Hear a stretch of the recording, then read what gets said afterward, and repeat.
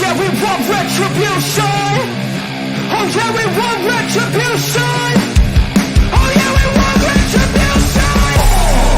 Yeah, we ran out of patience. Boil up with the cold hard hatred.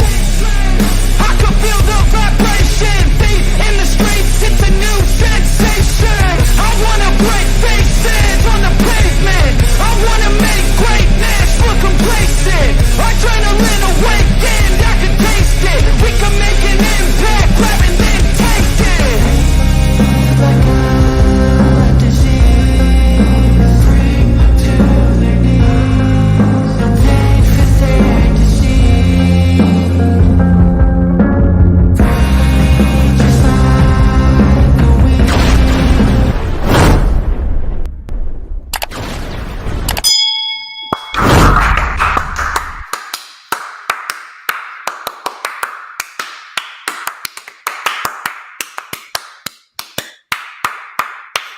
It is a little later here on the East Coast, as you can see. This is around the time where I'm usually wrapping up the show, but now we're starting the show at this time. Seems like a good time to do so, considering that there is no Collision tonight. It will be returning next Saturday, but instead of Collision, you got yourself a one-way ticket to Objectivity City, because it's Saturday, and you know what that means. We're live, ladies and gentlemen. I am the one and only DJ Storms, and I would like to welcome each and every single one of you back here to the greatest fucking show on earth, as we are streaming live on 4 different platforms across 1, 2, 3, 4, 5, 6, 7, 8 different accounts. And we are rocking and rolling here in the late afternoon, going into the evening, as many of you may be getting ready for dinner in about an hour or two. You get to spend your evenings with DJ Shizzle Dizzle. We don't usually do this on a Saturday, but I wanted to go get lunch with my best friend. Shout out to Vince. No, not Vince McMahon. I don't hang out with Vince McMahon. Let me just point that out there. This is a different Vince. This is an actual normal human being, not a freak like Vince McMahon. Regardless of that, you already know who I am, Mr. Controversy, and the operator of the best damn X, formerly known as Twitter, handle no.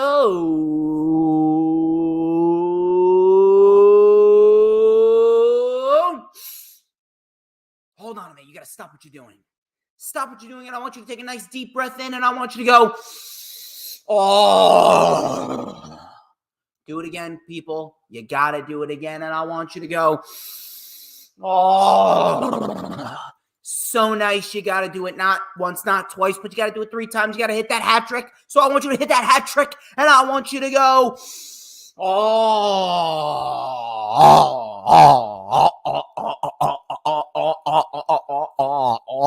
shit. Do you smell that? Oh my God, do you know what that is? Oh, I'm going to tell you what that is. That right there is the smell of pure motherfucking excellence. Wait for it. Wait for it.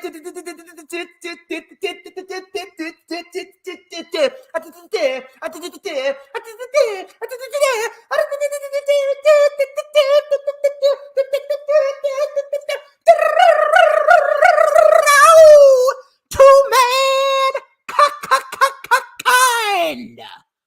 Oh yeah, baby. I'm on fire, and it is so goddamn good to be live right here on youtube.com and Facebook and X and Rumbile. This is the official Lightning Flash update for Saturday afternoon going into the evening. This is February 17th, 2024, and we are getting set for another hot episode with a lot of wrestling news, rumors, reports, and weekly show events to go over. I may be a little sluggish I may be a little sluggish because, like I said, I had lunch with my best friend. We had some California Pizza Kitchen. Apparently, they're all over the country. California Pizza Kitchen. It's actually pretty solid. It was over at GSP in Paramus, New Jersey. So I decided to take a trip on over there. Very, very nice, might I say so myself. They got some good stuff over there. Really good stuff. I had the 5-cheese pizza with freshly sliced tomatoes.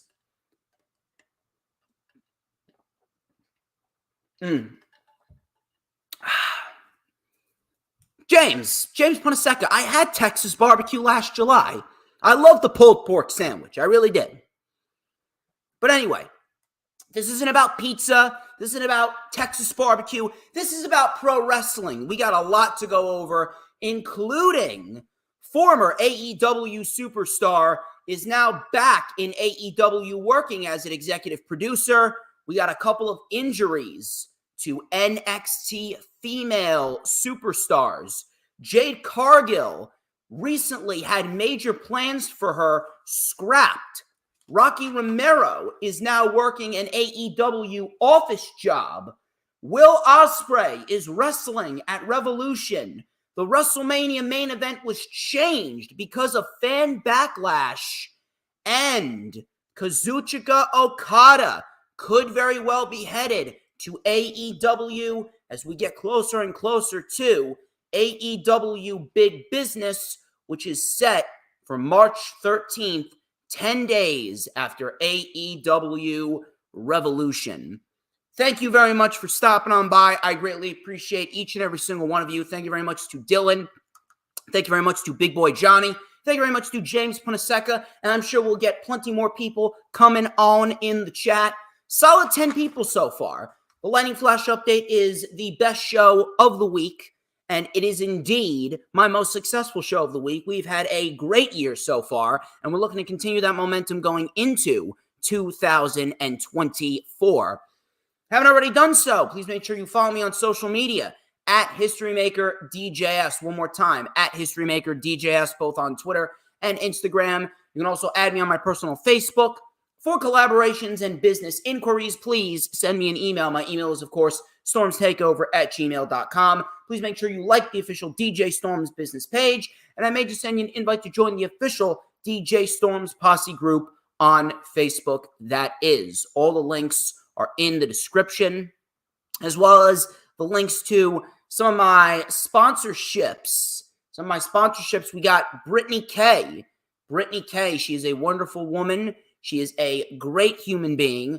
You can go and check her out on Twitter or X, whatever you call it, Brittany K5150. Her Instagram is Brittany K Design. She does beautifully crafted designs from scratch on her iPad of professional wrestlers, and she also does social media avies or banners. So if you're looking for a nice picture of a pro wrestler or a new social media avi or banner or even YouTube thumbnails, she is your girl. Go check her out.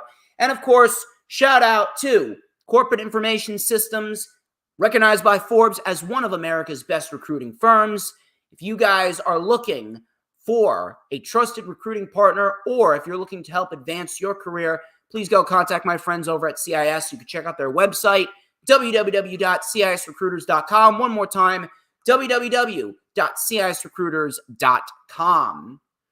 Of course, please make sure that you hit the like button no matter where you're watching it from, whether you're watching it on Facebook, whether you're watching it on YouTube, X, or Rumble. And you're going to share the stream out on all platforms, social media, whether it be Twitter, Instagram, Facebook, Pinterest, Tumblr, Snapchat, TikTok, Rumble, Twitch, whatever social media platforms that you may be using. Get as many people in here as possible because everyone needs their dosage of DJ Shizzle Dizzle, because it is a known fact that I make people's lives better.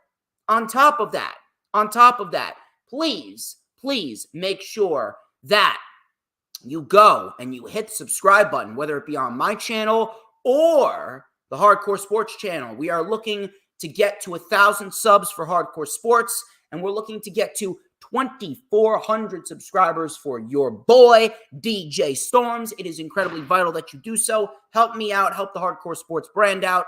Go and subscribe and hit that notifications bell with a huge coup de grace, because that way you're going to know whenever I pop up on YouTube. Because whenever I pop up on YouTube, baby. Oh my God, it is the best motherfucking time to be on YouTube, because it is the only time that you are going to get to see this glorious sideburn chin strap combination and this beautiful mustache right here. You already know what time it is, people. Just got to go digging for it, and you already know what the deal is. Oh, yes. Oh, yes. Oh, yes. This beautifully crafted, magical ace black comb. Hold on. I gotta blow on it. It is hot. It is sizzling, and we're going to light it up right here on YouTube. We're going to light it up right here on Facebook. We're going to light it up right here on Rumble and X with a little and a dash of and a whole lot of because like that hot, fresh California pizza kitchen, dumplings and pizza and the buffalo cauliflower, you already know the drill. It is going to be so goddamn delicious. It's going to be good. I am sizzling hot, the tastiest snack in the entire IWC. And you already know that everybody, and I mean everybody wants a piece of the Storms Meister. And you're damn right, it is the best time to be alive. Anyway, enough of the self-brand promotion, the advertisements. Why don't we get straight into the festivities here on the Lightning Flash update? Why don't we start off with QT Marshall. QT Marshall, according to Fightful, QT Marshall is coming back to AEW.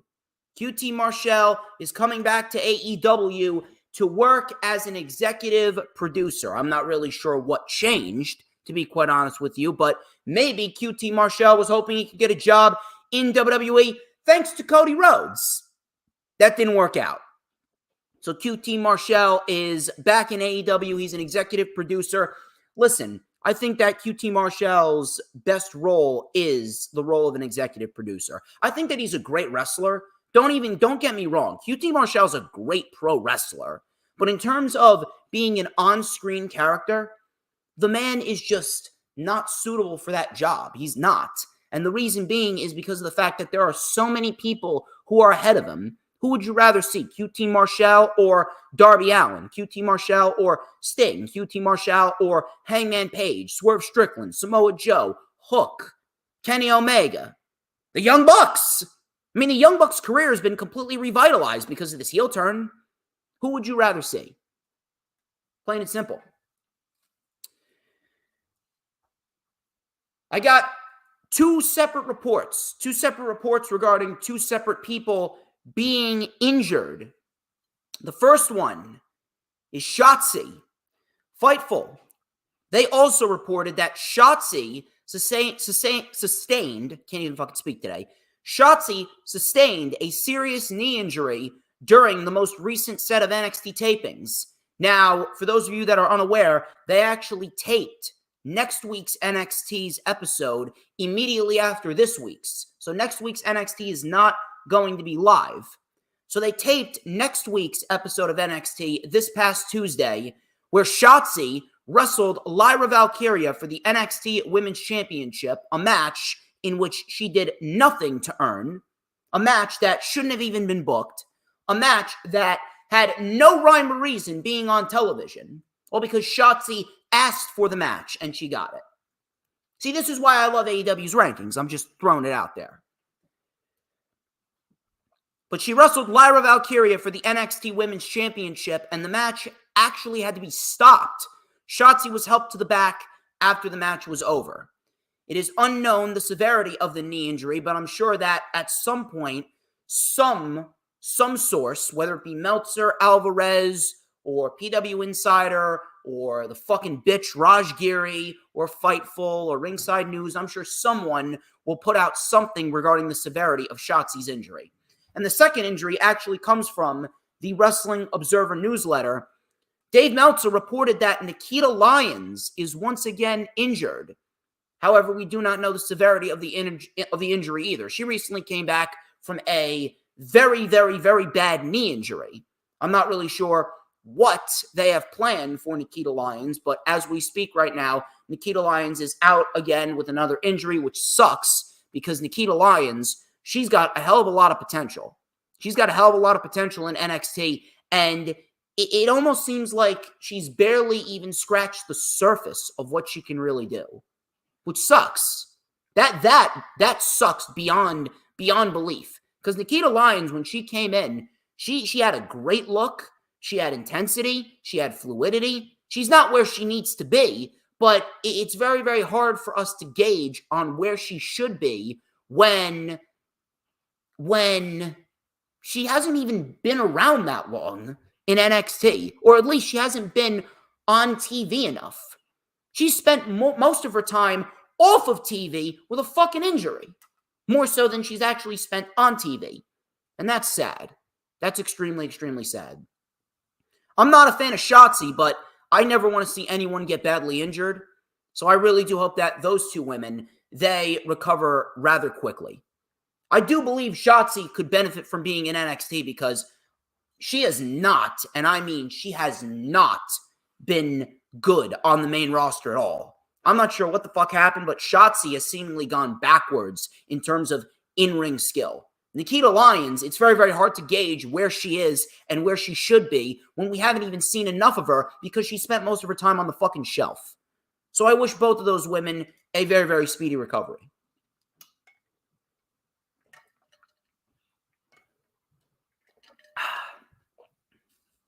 Jade Cargill. Jade Cargill, as many of you saw, she made her debut in the 2024 Women's Royal Rumble, coming out at number 28. She lasted until the final three, where she was eliminated by Liv Morgan, and she has not been seen on TV apart from that one appearance on SmackDown last night, where her and Braun Breaker were negotiating contractual deals with Nick Aldis. But according to PW Insider, Jade Cargill was apparently pulled from Elimination Chamber plans. WWE seemingly leaked a picture of all the participants in the Women's Chamber match, which seemingly involved Jade Cargill, as she was pictured directly next to Becky Lynch. WWE has since removed Jade Cargill from all chamber plans going forward, and they made a last chance battle royale on Monday Night Raw in 2 days to see who's going to be the final participant in the Women's Chamber, and then the winner of that match will go on to face Rhea Ripley for the NXT Women's, or not NXT, I'm still thinking about NXT, the WWE Women's World Championship at WrestleMania 40 in Philadelphia. I'm going to throw this out there right now. I don't understand why Jade Cargill was even in the plans for the Elimination Chamber. I'm not sure who made that call. I'm not sure who thought that was a good idea, but whoever did think it was a good idea clearly should not be in the position that they're in. Why would Jade Cargill being put in the Elimination Chamber be of any good to anyone? How exactly are you going to use that to build on the momentum that she gained by eliminating Nia Jax at the Royal Rumble? Jade Cargill should have never even been in the plans for the Elimination Chamber to begin with. So the fact that she was pulled, that's a great thing, because there was no way that WWE was going to make Jade Cargill look good in the chamber, specifically because of the fact that Jade Cargill still is not ready. Jade Cargill still needs training, number one. Number two, how are you going to have Jade Cargill take a pin in her second WWE match ever after she just looked like a beast by single-handedly eliminating Nia Jax at the Royal Rumble last month? How would you do that? Are you going to do the same thing that you did with Bronson Reed last year at the Chamber? Bronson Reed's a different story because Bronson Reed had already been on TV for a hefty amount of time. If Jade Cargill was put in the Chamber, she would have lost all of her star power because she would have looked completely out of place in that environment. So I'm glad that WWE did not go forth with the plans of putting her in the Chamber match.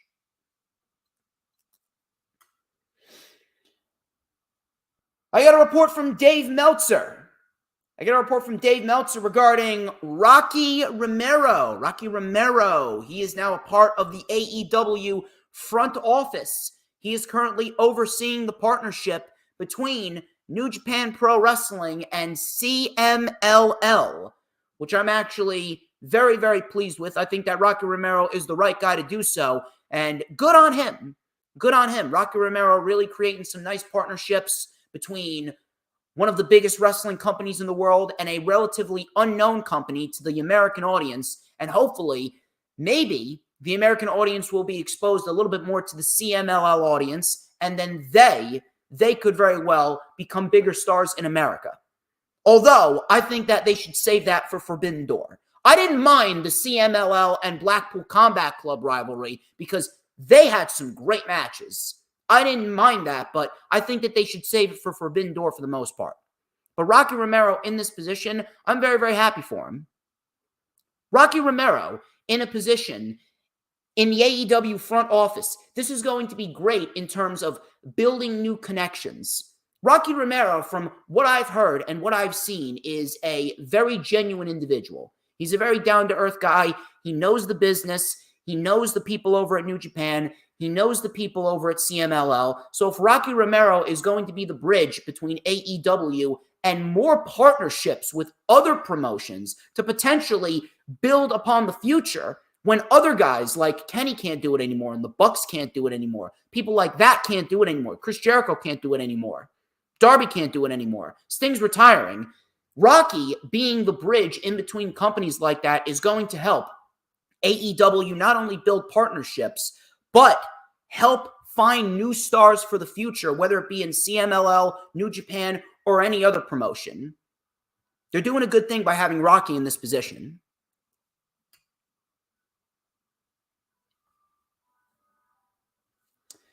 Moving on. I got a report regarding Shane Taylor.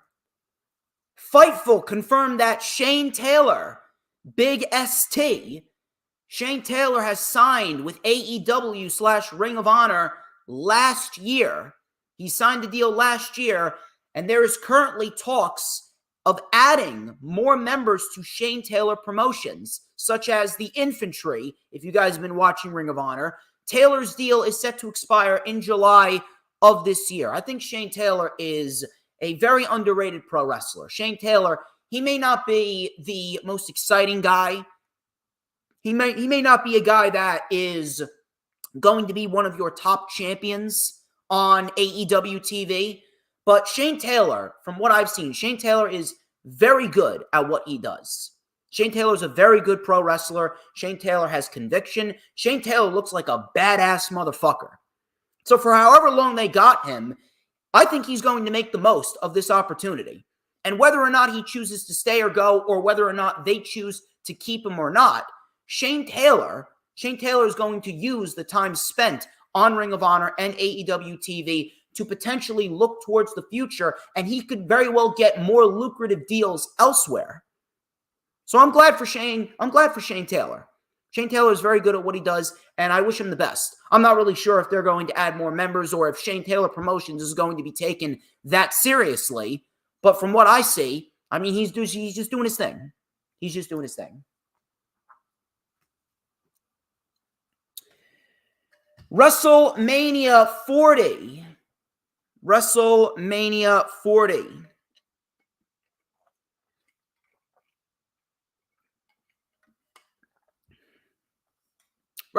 40. They had their plans changed. Oh, but the sexless virgin with 15 numbers in his X-at told me that it was a work. No, it wasn't a work. SE Scoops.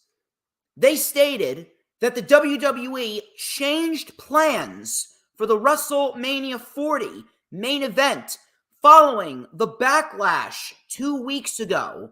The original plan was The Rock versus Roman Reigns. After everyone, including The Rock, saw the reaction online, the company decided to shift focus back to Cody Rhodes and Roman Reigns being in the main event. I think that this was all very, very obvious, at least to someone like me, because let's be honest here. When you compare me to everyone else, I'm Albert Einstein. I am all-knowing. I am a wrestling analytical god. There is absolutely no one on this planet that knows pro wrestling better than I do, and I'm not even a fucking professional wrestler. I'm not a promoter. I'm not a manager. I'm not a commentator. I'm not an executive. I'm not anything, but I know pro wrestling best.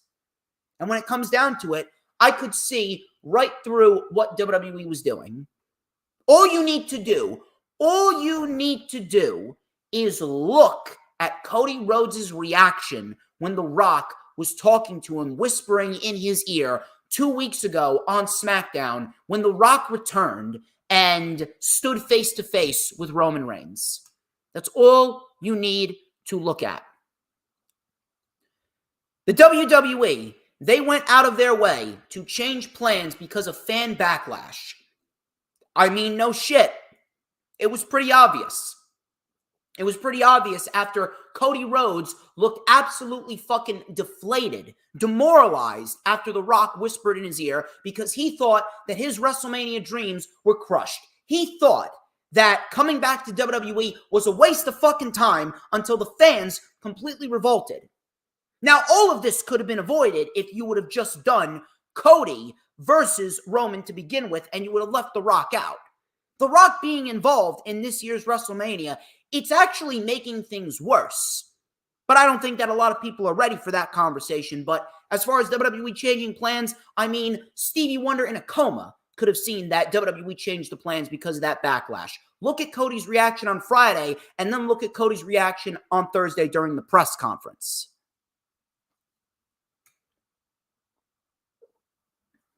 Will Ospreay. And by the way, we are going to talk about The Rock and his promo on SmackDown, and we're going to discuss why this shit with Dwayne Johnson and Roman and the Bloodline and this shit with Cody Rhodes and Seth Rollins, we're going to discuss why this shit is absolute garbage. We're going to discuss why people that are invested in this shit are mind-numbingly retarded. We'll discuss that when we get to the SmackDown review. Will Ospreay. According to Wrestling Observer newsletter and Wrestling Observer Radio, Will Ospreay will be wrestling at Revolution. It was actually confirmed this past Wednesday. This past Wednesday, it was confirmed by Don Callis of the Don Callis family that Will Ospreay will be fighting Konosuke Takeshita.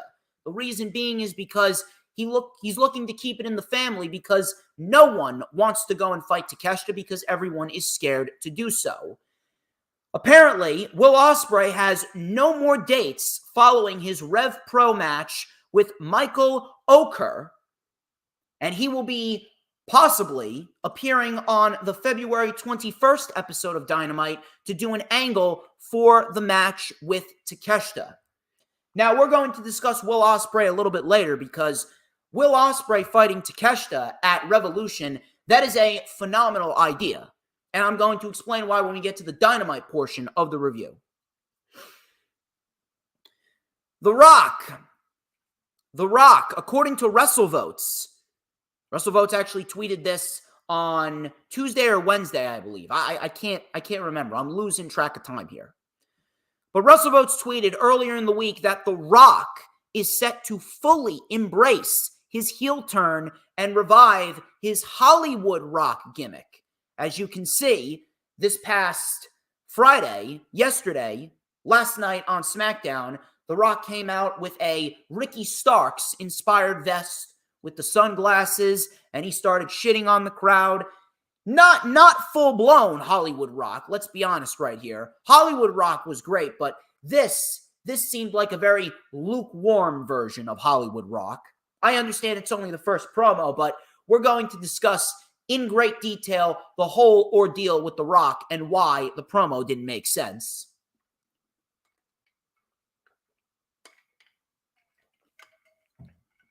But The Rock reverting back to a Hollywood gimmick, I will say this.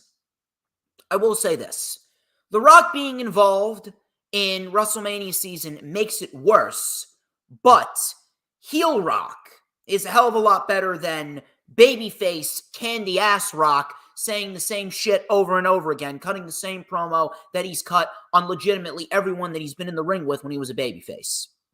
That much I will say.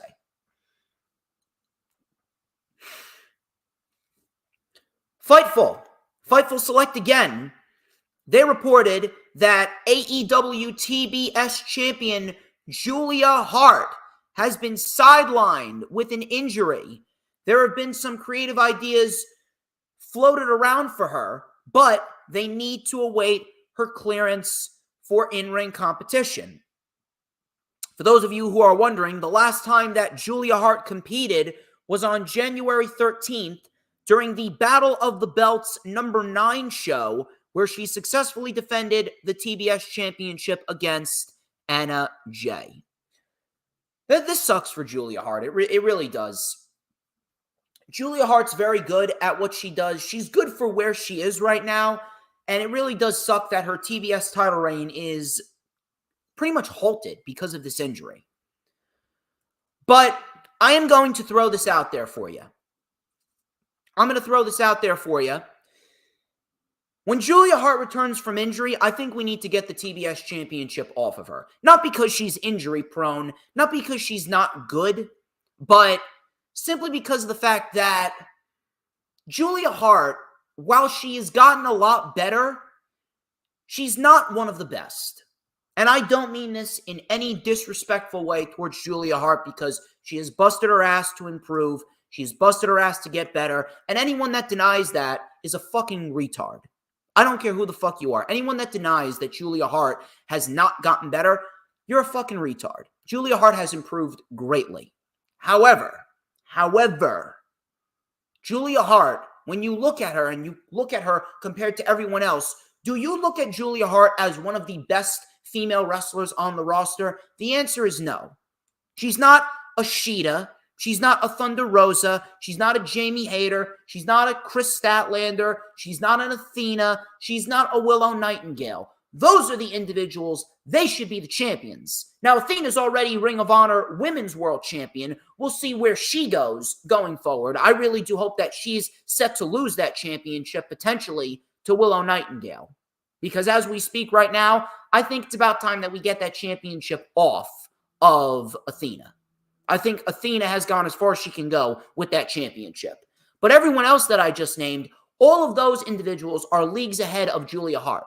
Julia Hart may be improving, but it's not fast enough to a point where she can carry a championship long term. The House of Black being trios champions, much different story. Much different story. But as far as Julia Hart goes, I think we need to get the championship off of Julia Hart and onto someone like a Willow, onto someone like a Rosa, someone like a Serena Deeb, those individuals. Simply because of the fact that the women's division in AEW has improved greatly. This year alone, we've been getting a lot of female showcase on the show, and we've gotten a lot of very solid performances from various women in the division. Women like Rosa, women like Mariah May, Sky Blue, Willow, Chris Statlander, Queen Aminata. Queen Aminata recently just won a match last night on Rampage. She's all elite. I've never would have even guessed that Queen Aminata would be as good as she is right now. But Queen Aminata is very, very solid. We've been seeing all of these great performances. We've been getting 2 women's matches on AEW TV some weeks. Why do you think that is? It's because of Mercedes Moné. With Mercedes coming in, I think it's best that we put our best people in the top positions. And Julia Hart, as much as she has improved, she is not one of the best.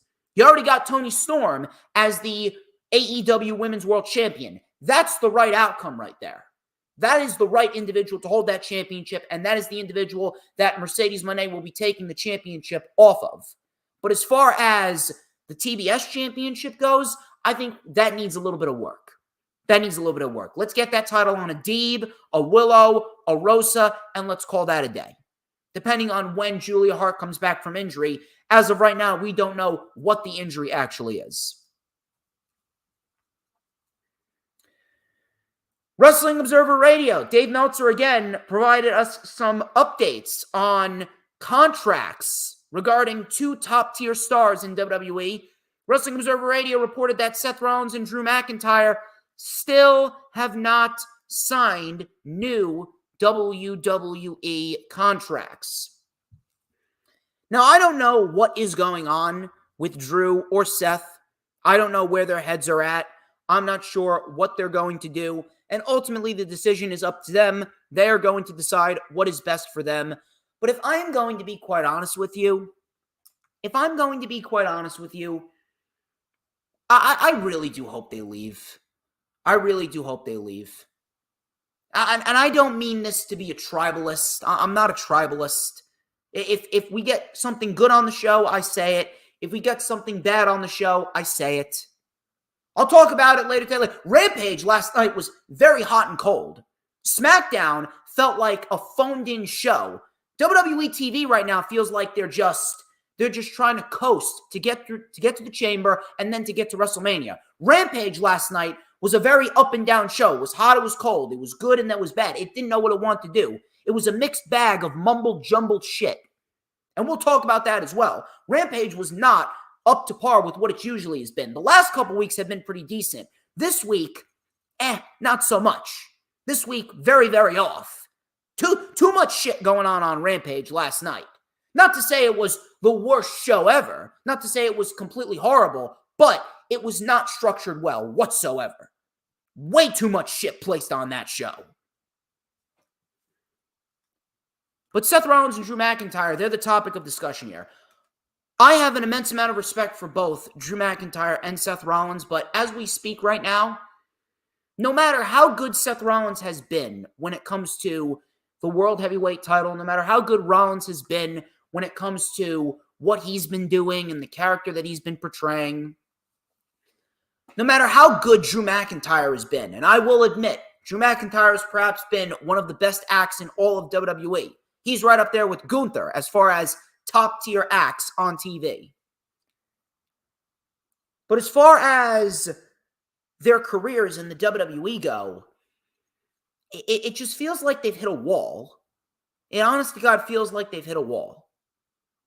Drew McIntyre is only being positioned to fight for the World Heavyweight title because of the simple fact that CM Punk is hurt. And what's going to happen after CM Punk comes back, Drew McIntyre is potentially World Heavyweight Champion, or Drew McIntyre is not the champion, and then Punk goes after McIntyre. What's going to happen after Drew McIntyre takes care of CM Punk? Where's he going to go? Drew McIntyre, it honest to God feels like Drew McIntyre has done all he could. Maybe he gets one more world title reign, but after he gets the world title and he has a reign with it, what's going to happen after that? I don't see anything happening after that. Drew McIntyre is going to slip into a mid-card position. Same thing with Rollins. What do you think Rollins is going to do after he loses the World Heavyweight Championship? Because I'm letting you off with a secret right here. CM Punk being out does not change the plans as far as Seth Rollins go. Seth Rollins is not making it out of WrestleMania with the World Championship. He's not. He's either losing it to Drew McIntyre or he's losing it to Damian Priest in a cash-in. And to be quite honest with you, I would prefer the latter because I really don't want to have the Money in the Bank briefcase go to waste again. At this rate, WWE may as well get rid of the fucking briefcase. But as far as Drew and Rollins go, they've hit a wall. They've done pretty much everything there is to do in the WWE. Why would anyone want them to stay? Seth Rollins and Drew McIntyre have not yet signed new WWE contracts. I genuinely hope they leave. And that's not because I hate WWE. There's been plenty of cases where I've said WWE has had the best shows of the week compared to AEW. But Seth Rollins and Drew McIntyre, they have done all that they can in the WWE. After Drew McIntyre potentially feuds with CM Punk, what does he have left to do? There's nothing left for him to do. What do you think Rollins is going to do after he loses the World Heavyweight title? He's going to fall right back into being a glorified enhancement talent. I genuinely hope Drew and Rollins leave because if they go to AEW, that's a whole new sea of opponents for them to face. It presents a whole new world of opportunities and it could make AEW TV a little bit more unpredictable because right now, it's pretty easy to figure out where they're going with AEW, but sometimes predictability isn't always the greatest thing. Rollins and Drew potentially leaving would do them wonders.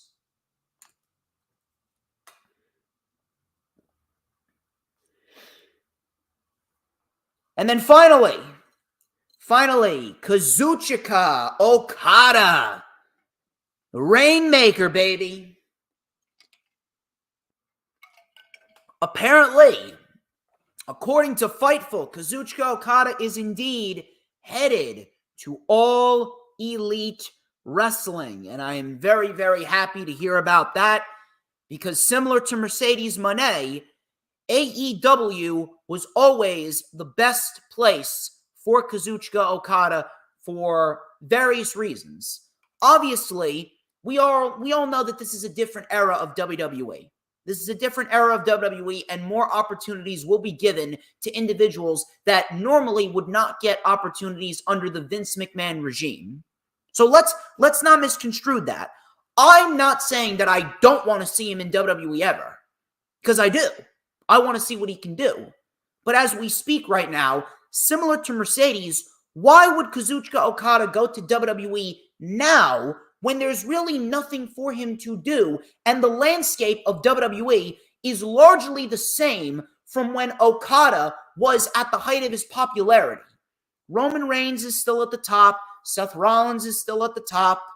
The only difference is they've brought back a couple of people. They brought back a CM Punk.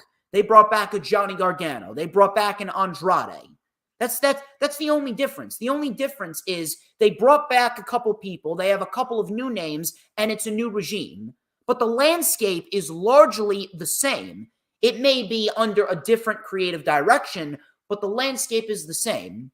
Why would you go to WWE now when The Rock and Roman Reigns, they're running roughshod? Seth Rollins is still a world champion. Drew McIntyre is going through a heel turn. Cody Rhodes is going to have to beat Roman Reigns at WrestleMania. Gunther, as we speak right now, is on the run of a fucking lifetime. Logan Paul's the United States champion. Hopefully we get that title on LA Knight at WrestleMania. Why would Okada go to WWE now? Unless he's going to NXT, and we potentially see Kazuchika Okada run roughshod in NXT. But either way, you can make the argument that Okada's above NXT. And as far as NXT goes, what does NXT have going for themselves other than the Trick Williams-Carmelo Hayes saga? They don't have anything. There is more for Okada to do in AEW versus WWE. Kazuchika Okada has got that one last match with Bryan. Bryan recently called out Zack Sabre Jr. Bryan recently called out Zack Sabre Jr. for a match, a third match. Sabre beat Bryan in Japan. And then Bryan beat Sabre in Seattle. So now they're 1-1. Bryan said that maybe the sequel should take place on neutral ground. I'm not sure where the sequel is going to take place. They could have it take place in Canada. They could have it take place in Canada if they want to. But to be quite honest with you, I don't think that Canada would be the best possible scenario.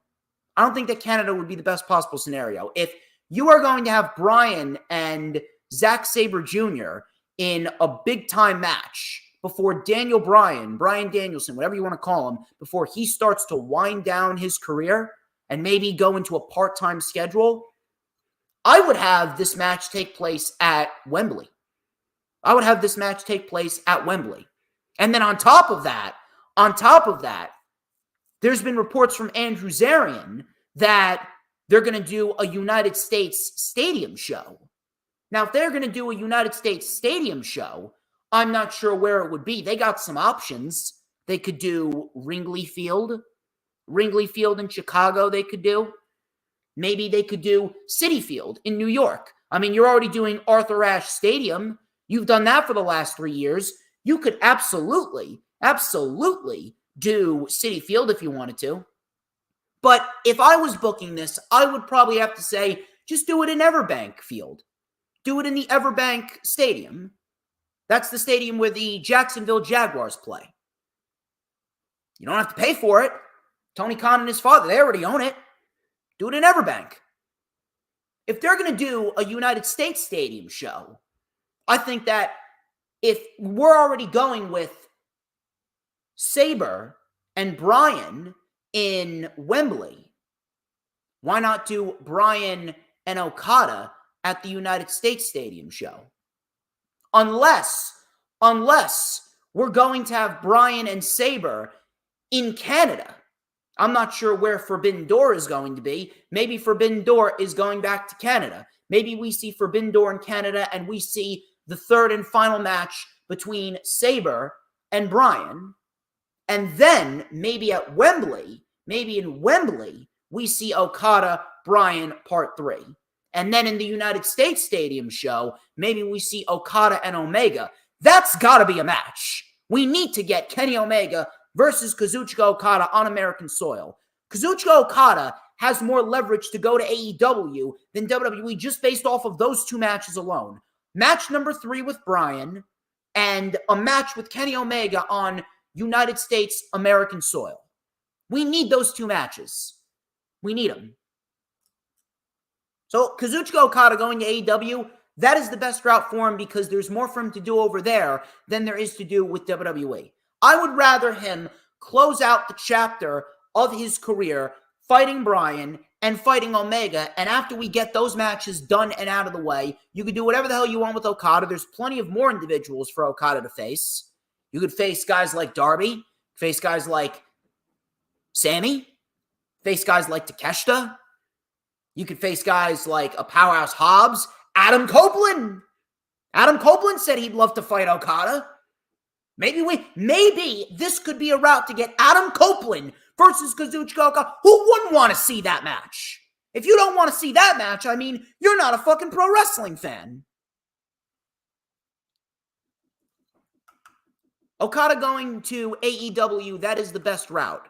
And then after he has a nice run over there, then he can go and experiment in WWE. Right now is not the time for Okada to go to WWE. When the landscape changes in WWE, in terms of who's a champion and who's not a champion, who's being positioned as major stars and who's not, then we can dabble in potentially Okada going over to WWE. But right now, AEW is the best possible scenario. And by the way, I'm very much looking forward to seeing what goes down in Boston. I'm very much looking forward to seeing what goes down in Boston because if we get Okada and Mercedes, I mean, holy shit. Sign me the fuck up. Those are your news, rumors, and reports. I hope that you guys are having a great time. Thank you very much to everyone who's been sticking with me. I greatly appreciate each and every single one of you. You guys are awesome. And Hibiki, dude, I'm live on YouTube right now. You're texting me about Jun Akiyama versus Bryan Danielson next week. Dude, I'm ready for it. Trust me, I am. But I'm live on YouTube right now. So if you want to come on in and you want to say hello to the chat, why don't you come on in, brother? It's unbelievable. I'm telling you, I like him. I really do. He's a very good friend, and I think that he's a beast. But, dude, you texted me at the most inopportune times. Unbelievable. So, why don't we go and talk about these weekly show reviews? We got Raw, Dynamite, SmackDown, and Rampage. Monday Night Raw was, I don't want to say it was bad, and we'll talk about this with SmackDown. SmackDown and Raw, they were not horrible shows. I do not want to say that because that'd be a little unfair of me. They're not horrible shows. But as we speak right now, I just feel like WWE, they just don't care. They don't care, and they're just doing what they need to do to get by. There's really no sense of urgency. There's really no sense of excitement. There's really no sense of, oh my God, this is amazing. I really want to watch. There's not. I'm sorry if you don't agree with that, but what I'm telling you is the truth. And if you don't like the truth, well, then you can make like your mother, your sister, and your skank wife and you can suck my cock. I don't care. At the end of the day, the WWE is coasting. The WWE is just doing what they need to do to get by. And it really does hold true to what I've been saying for quite a while now. It holds true to what I've been saying for quite a while. It doesn't matter who's in charge. It doesn't matter whether it's Triple H, Vince McMahon, Stephanie McMahon, Nick Khan, Bruce Pritchard, John Laurinaitis. It doesn't matter. The mentality stays the same with the WWE. And it is the fact that WWE, no matter what, WWE was, is, and forever will be a lazy company. They're lazy. They don't give a shit. They got your hard-earned cash. They got your hard-earned cash flowing into their pockets. And the more money that flows into their pockets, the less and less that they care. They don't care about the Chamber. Chamber is going to be a banger of a show. Cool. WrestleMania, both nights. I'm sure that WrestleMania Night 1 and Night 2 are going to be phenomenal shows. I'm sure they're going to be fucking awesome shows. But at the end of the day, the weekly product, it's just not entertaining. It's not. It's not overly important. I find it so pathetic how people want to criticize Rampage and Collision for being so unimportant, but yet you take a look at Raw and SmackDown, and half of the year thus far, I understand we're only a month and a half into the year, but half the fucking year, Raw and SmackDown have been just blah. And the Royal Rumble was a terrible fucking show. I mean, come on.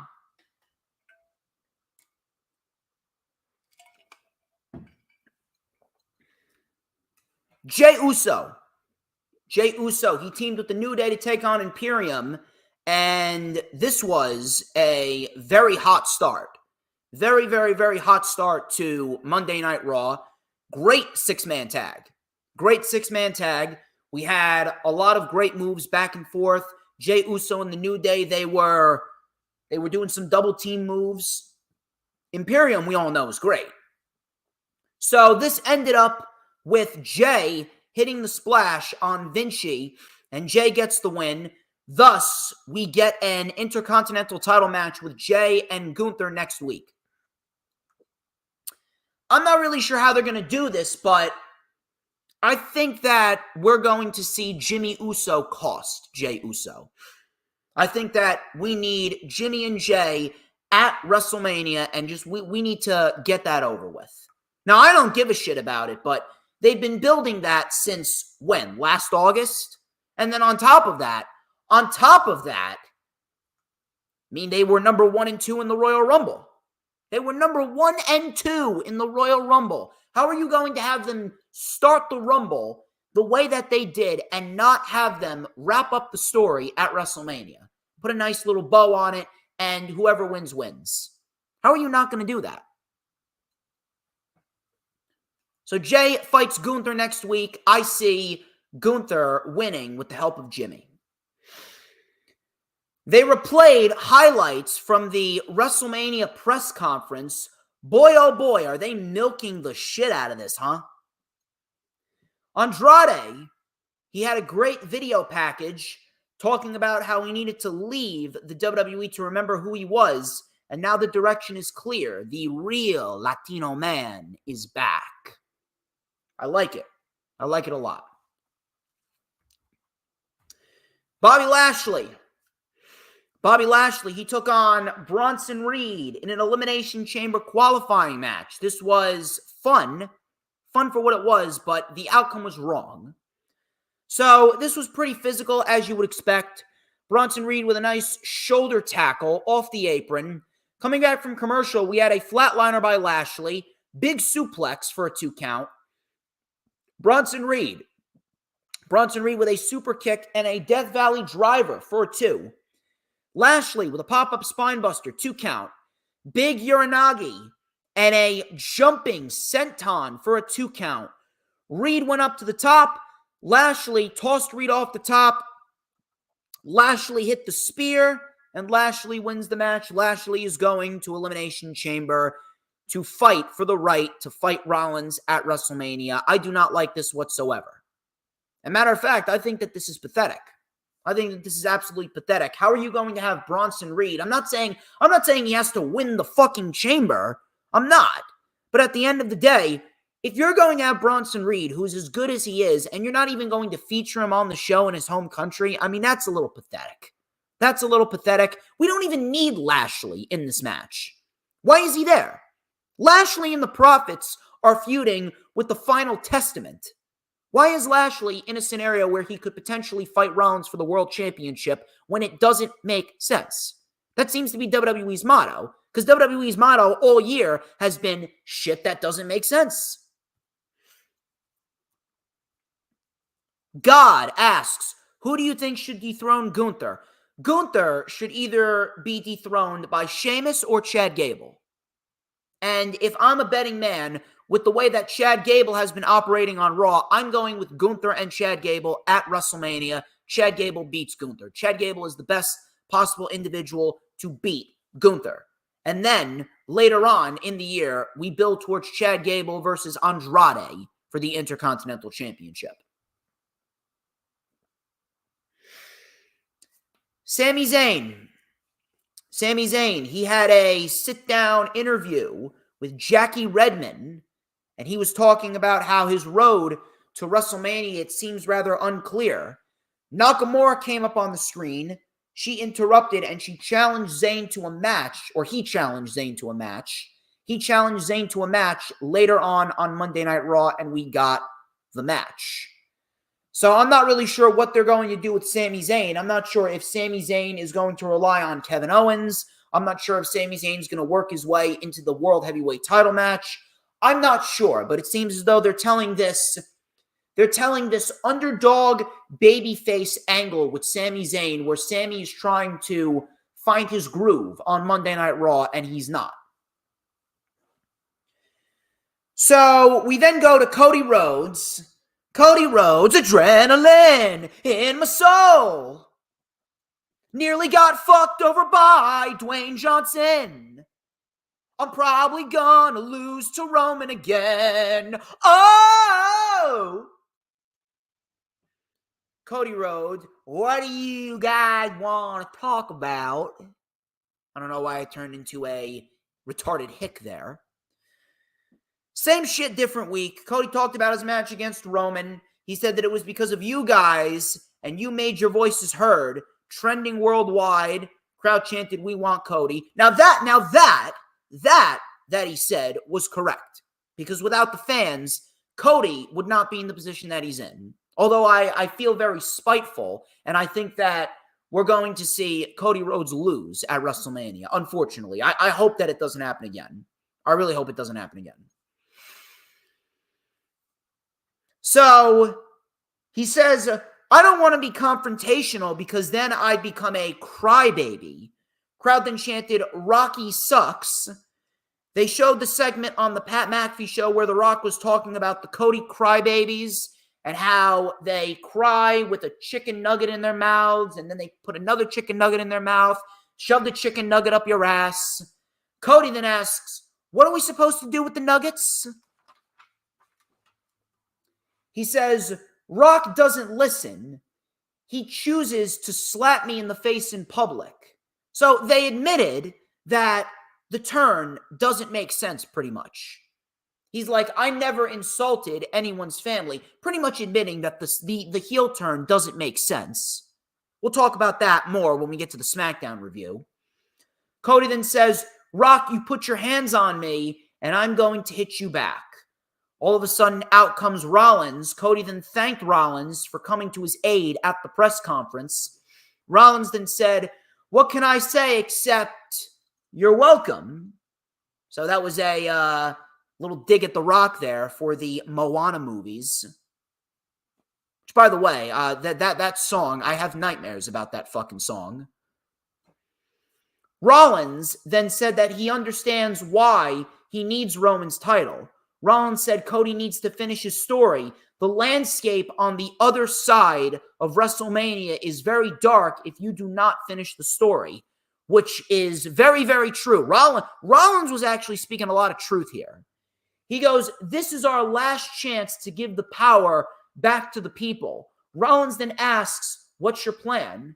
You got screwed out of the title. The deck is stacked against you, but the bar has been raised because now you're dealing with The Rock. Crowd chanted, Rocky sucks. He says, you do not have to fight this battle alone. You know, I kind of felt it when you said that you wanted to take everything from Roman because we're tired of these self-entitled pricks getting away with everything. Again, a lot of truth being spoken by Rollins. Rollins then goes, the man that Roman Reigns is partly my fault because I taught him everything he knows, wearing the tactical vests, and now we have a monster on our hands. And now this monster has two heads. He's standing with a man who is as entitled and selfish as he is. But when it comes to Roman Reigns, there is one man who is uniquely suited enough to be your shield. He was once an architect, but he is now a visionary. He is now a revolutionary. He is Seth freaking Rollins. Which, by the way, I want to say this. The promo that Seth Rollins cut, Rollins has been cutting some really good promos in recent weeks. I've been loving his promos with McIntyre, his promos with Cody, everything regarding Rollins, and his promo with Gunther. A lot of good promos from Seth Rollins' side of the fence. When Rollins speaks, when Rollins is in a serious mood and he's going back and forth with a guy like a Gunther or a McIntyre or a Cody that is as good as he is, Rollins brings out some really good promos. Really, really enjoy these promos. Rollins is awesome. I'll tell you what's not awesome, though. Number one, we got zero explanation. We got zero explanation as to why Cody Rhodes gave up his WrestleMania shot to The Rock in the first place. And you know why? It's because there is no explanation. There is no explanation, and all this is doing is further proving that WWE fucked up, and they think that they could sweep that segment on SmackDown underneath the rug. They think that they could sweep that segment underneath the rug and act like nothing happened. Cody did not explain why he gave up his WrestleMania shot to The Rock because there is no explanation. There's no explanation other than the fact that WWE deliberately did what they did to try and steer attention away from the Vince McMahon Janelle Grant lawsuit, which, by the way, now they're talking about Ashley Massaro. And my, oh my, WWE, you got some fucking splaining to do. It was nothing more than a disgusting PR tactic. And again, this ain't no fucking tribalism. This ain't no fucking tribalism because I actually feel bad for Ashley Massaro and Janelle Grant that they had to be victims of a sexually perverted old senile freak. And yet, somehow I think Vince is going to get past this. But there's no explanation. There is no explanation. The WWE wanted Rock and Roman, and now WWE is trying to sweep that segment underneath the rug. But I know, I see, I hear. When it comes to wrestling, motherfucker, I am Albert Einstein. I am E = MC squared up in this motherfucker when it comes to pro wrestling, aight? That's number one. And number two, I don't understand how anyone thinks that this tag team match makes sense. You see, this is what people do not understand. People are so quick. They are so quick to get on their hands and knees like a fucking dog and just blow the WWE dick and get throat fucked by WWE. All because The Rock is now back on TV and he's with the Bloodline. Meanwhile, we got no explanation regarding Cody giving up his spot to The Rock. The Rock's heel turn, again, I will state, The Rock's heel turn doesn't make sense because, again, How many times has people insulted the bloodline, the prestigious Anoa'i dynasty? How many other people have insulted the Anoa'i dynasty through Roman Reigns? Where was The Rock then?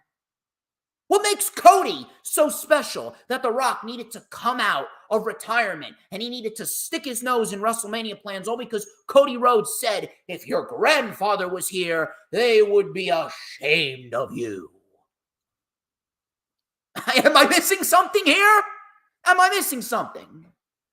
So we got no explanation from Cody. Rock's heel turn doesn't make sense. And this tag team match makes absolutely no sense. They're over-convoluting everything else, all because Dwayne is a long gamer. I'll tell you what, if this is your idea of a long game, Dwayne, guess what? I don't want to fucking play the game. I don't want to fucking play the game whatsoever.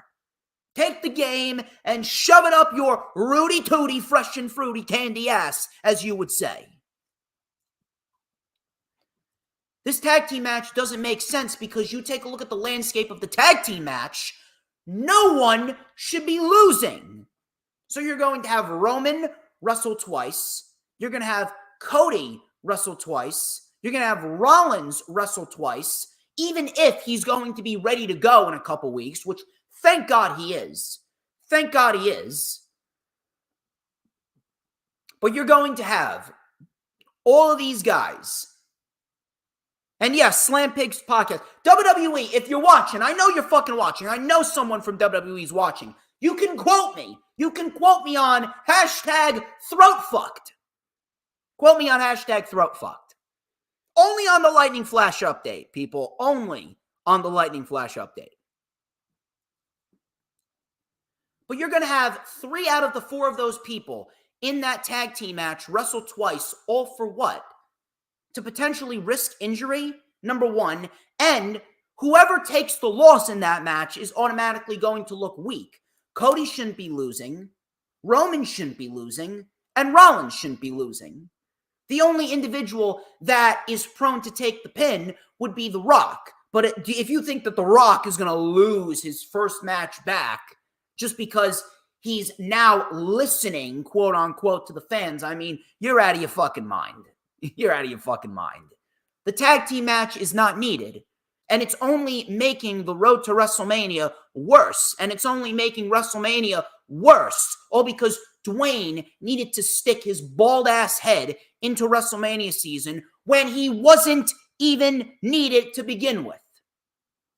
But hey, at least people are talking about the main event of WrestleMania. At least people are talking about The Rock as a part of the bloodline.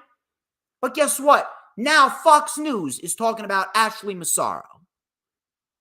Let me tell you something. No matter what WWE does, people are not going to forget this. And people are going to be calling for justice for Janelle Grant and Ashley Massaro for a long time. Vince McMahon doesn't even deserve to be in prison. He deserves to be buried underneath the prison. The promo by Rollins was great. Do not get me wrong. I'm objective here. Promo was awesome, and Rollins is a great promo. But the match at WrestleMania, this supposed tag team match, does not make sense. And if you think it does, clearly something ain't connected properly up here, people. Liv Morgan and Zoe Stark. This is an Elimination Chamber qualifying match. Again, it wasn't bad. It was a decent match. But the vibe of WWE TV just feels like they're coasting. It just feels like, here you go. We're giving you the bare minimum to get to the Chamber because the Chamber is pretty much an unofficial night 3 of WrestleMania. And WrestleMania 40 is going to be a great show. So, there you go. They just don't care. Liv Morgan wins. Liv Morgan, I don't see her winning the Chamber. And the reason being is because even though Liv Morgan has gotten a lot better, Liv Morgan is not she's not a WrestleMania type of wrestler. She's not. I have not gone back and watched any Liv Morgan matches in my life. The best Liv Morgan match that I've ever seen was the match with Becky at Day 1 in 2022. But outside of that, I mean, I've never seen a match from Liv Morgan that speaks to me as WrestleMania worthy. Becky Lynch is the winner of the Chamber. Becky wins the Chamber. Rhea beats Becky at WrestleMania. And Rhea Ripley then goes on to SummerSlam, and Liv Morgan can beat Rhea Ripley for the title at SummerSlam. SummerSlam's fine. Rhea Ripley and Liv Morgan at WrestleMania, listen, the story would make sense, but the match itself, I don't think that it would live up to the term WrestleMania. But Liv Morgan's going to the Chamber as she should. R-Truth and JD McDonough. JD won this match with the Devlin's side. And finally, JD got a win. And R-Truth, he doesn't think he's in the Judgment Day anymore. Great. Can we get R-Truth completely away from the Judgment Day, period? I swear to God, if we get R-Truth in the Miz versus the fucking Judgment Day at WrestleMania, I may lose my shit. DIY, they came out and attacked the Judgment Day after Judgment Day went after R-Truth. So I will say this. I'm very, very happy that DIY is still hanging around the Judgment Day because they are the ones to beat the Judgment Day at WrestleMania. So Judgment Day is going to beat British Strong Style. Judgment Day will beat British Strong Style at the Elimination Chamber, and then Judgment Day will lose the titles to DIY at WrestleMania. That is the way to go. Becky Lynch came out. She talked about being obsessed with wrestling. She talked about how she has to have difficult conversations with her daughter because she's only 3. Why does mommy have to go to the hospital? Why does daddy want to fight Maui? But the road to redemption starts with winning the Elimination Chamber match. Crowd chanted for mommy. Becky Lynch then said, Rhea Ripley ain't never faced anyone quite like me. Becky took a drink, I'm assuming it was lemonade, and she toasted to Rhea Ripley before Nia Jax came out. And the crowd was chanting, you suck, you suck. I'm not going to lie. I actually laughed at what Nia was doing. I'm not going to lie. There's something about Nia Jax just being a sniveling, sarcastic bitch that is enjoyable. I don't know what it was. And again, I can't even believe I'm saying it, but Nia Jax has not been that bad. You know me. I'm fair, I'm objective, I call it like I see it. Nia has not been that bad. This is probably the best that Nia Jax has looked since she was fighting Bayley for the NXT Women's Championship. If you guys remember that match, at, I believe it was NXT TakeOver London. It was NXT TakeOver London, I want to say NXT TakeOver London, it may have been December 10th, December 17th, something along those lines. I need to go take a look at it. But I remember it very, very well. And I remember it was Bayley and Nia Jax, and Nia Jax, she just looked like a complete fucking monster, taking Bayley out left, right, and center, and Bayley kept on kicking out. That was when Bayley was a babyface.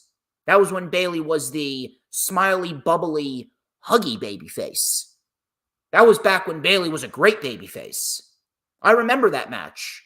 And I remember looking at that match and then saying to myself, man, that was probably the best Nia Jax match I think I've ever seen. This is the best that Nia Jax has looked since that match. So Nia came out fake crying and saying that you're going to win the Elimination Chamber match with the fake tears in her eyes. And she goes, nothing's going to stop you from winning the Chamber match. And then she gets serious and goes, just like nothing's going to stop me from beating Rhea Ripley and becoming the new Women's World Champion. So then Rhea came out. We got a brawl. Nia then squished Rhea Ripley and Becky. Becky then with a missile drop kick on Nia. Becky and Rhea had a face-off. And there was no contact between Becky and Rhea. And Rhea looked at Nia and said, "You're going to have to kill me." I don't mind what they're doing. I don't mind what they're doing whatsoever. I think that what they're doing is actually very, very solid with Rhea Ripley and Nia Jax. I'm not really sure how the main event of Elimination Chamber is going to turn out, but I think that Rhea Ripley and Nia Jax, they are given the proper time. The match is produced well. We could end up getting a fairly decent women's championship match between both Rhea and Nia, and Rhea Ripley's going to retain. And that's pretty much that.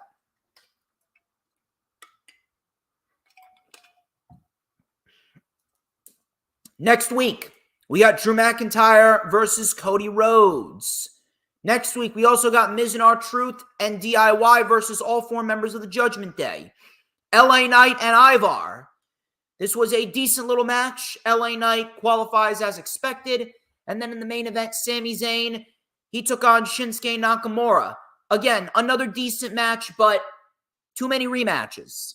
We've seen a lot of Sami Zayn and Shinsuke Nakamura matches. We've seen a lot of Sami Zayn and Drew McIntyre matches. It just feels like the same matches over and over and over again on WWE TV. But this was a decent match. Nakamura ended up getting the win. Drew McIntyre, he then came out. Drew McIntyre came out. He caused Sami to lose. And then Drew McIntyre came into the ring. Drew McIntyre attacked. Nakamura was laughing. Cody Rhodes then came in and delivered a Cody cutter on Drew, and then a crossroads on Nakamura, and that was how the show went off the air. Again, WWE TV, I will reiterate, it's not horrible. There's just no real, genuine excitement. There is no real, genuine sense of urgency. AEW Dynamite. And please, do not think I'm going to come on here and say that Dynamite was the greatest show on the planet. It was not anywhere near as good as it was last week. Dynamite was not anywhere near as good as it was last week. Was it a bad show? No. It just felt like a setup show. That's what Dynamite was. Dynamite was a setup show. Dynamite was pretty much a show that did what they needed to do, and they're setting the table for AEW Revolution. By the way, you take a look at the matches at Revolution. Holy fuck. Revolution may very well be AEW's greatest pay-per-view. You take a look at the history of Revolution and the great revolutions that we've seen over the years. It's very, very hard for me to sit here and say, yeah, Revolution isn't their best show. Revolution has probably been the most consistent pay-per-view that AEW's ever put on. We have had some great Revolutions in the past. So, Dynamite started off with Jon Moxley and Dax Harwood. And this match was pretty much built. This match was built on the fact that Jon Moxley and the Blackpool Combat Club, they are sick and tired of people just acting happy to be here. Jon Moxley and Dax Harwood, this match was made because on Collision, FTR decided to step up to the Blackpool Combat Club because they are looking to prove that they're not complacent. They're not just people that are looking to celebrate. They're people that are going to go out there, and they're people that are going to pretty much go out there and defend their territory. They're going to go out there and prove that they're not here to celebrate. They're not here just because they're happy to be here. They're here because they're here to prove that they're the best tag team in the world. So we get this match with Jon Moxley and Dax Harwood. This was a very, very physical match. Matter of fact, I wouldn't even say this was a match. I would say that this was a fucking fight. No flashy moves, no crazy acrobatic shit, no flashy stuff. It was physical. It was gritty. It was just full-blown ugly fights. Chops and punches and kicks and fists. A lot of basic moves, but it was very, very intense. And that's exactly what I want out of pro wrestling. We had some pile drivers. We had some cutters. We had some stiff lariats, too. Dax Harwood throws some stiff lariats. I will say that. So, This match actually nearly went the time limit. So Dax, towards the home stretch of this match, hit a sheer drop brainbuster. Moxley kicked out. Moxley rolled through with a bulldog choke, reversed it into a rear naked choke, and Dax ended up tapping out. Moxley wouldn't let go. Cash Wheeler would come out. Claudio would come out as well. We would get a brawl. Moxley would then flip off the crowd as Claudio delivered a neutralizer to Cash Wheeler. And now we are in the midst of a Blackpool Combat Club FTR feud, which we are set to get a tag team match next week on Dynamite, which I am very much looking forward to. Don Callis, he made a proclamation at Revolution that it will be Konosuke Takeshita versus Will Ospreay. This is a great thing, and I'm going to explain to you exactly why this is a great thing that we're getting this match. Will Ospreay and Konosuke Takeshita, now confirmed for Revolution. This is a brilliant scenario for both men because A, it continues to showcase Konosuke Takeshita in a great singles role. He had a banger with Darby Allin. He had a banger with Chris Jericho. He's going to have a potential match of the year candidate with Will Ospreay. I mean, I don't know how that could be looked at as a negative. Even if he loses, it's going to help his stock. His stock will raise just by being in this match with Ospreay. It gives Ospreay a pay-per-view spotlight. It makes Revolution better. And above all else, it presents a scenario where we could potentially see Will Ospreay break away from the Don Callis family. He doesn't need him. Takeshita, fine. Hobbs, fine. Fletcher, fine. But Will Ospreay, he is not in need of the Don Callis family, and this could be step one of breaking him away. Ospreay and Takeshita, it is a great move.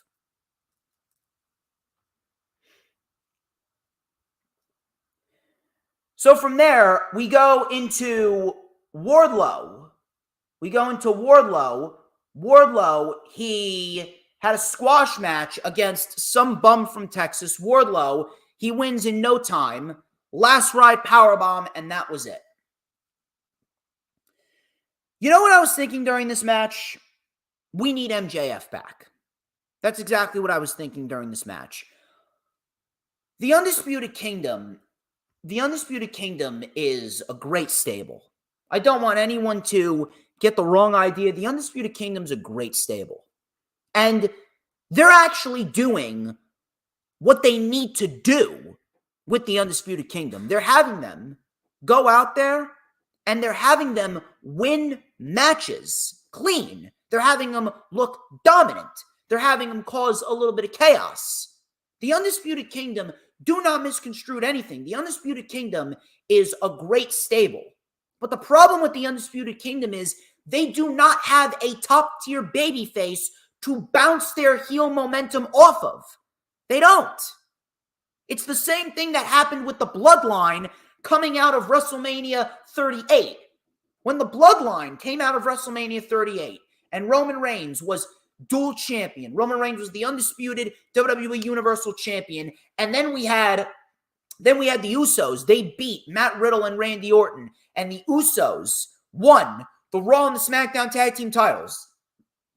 There was legitimately nobody, and I mean no one, to be the yin to their yang.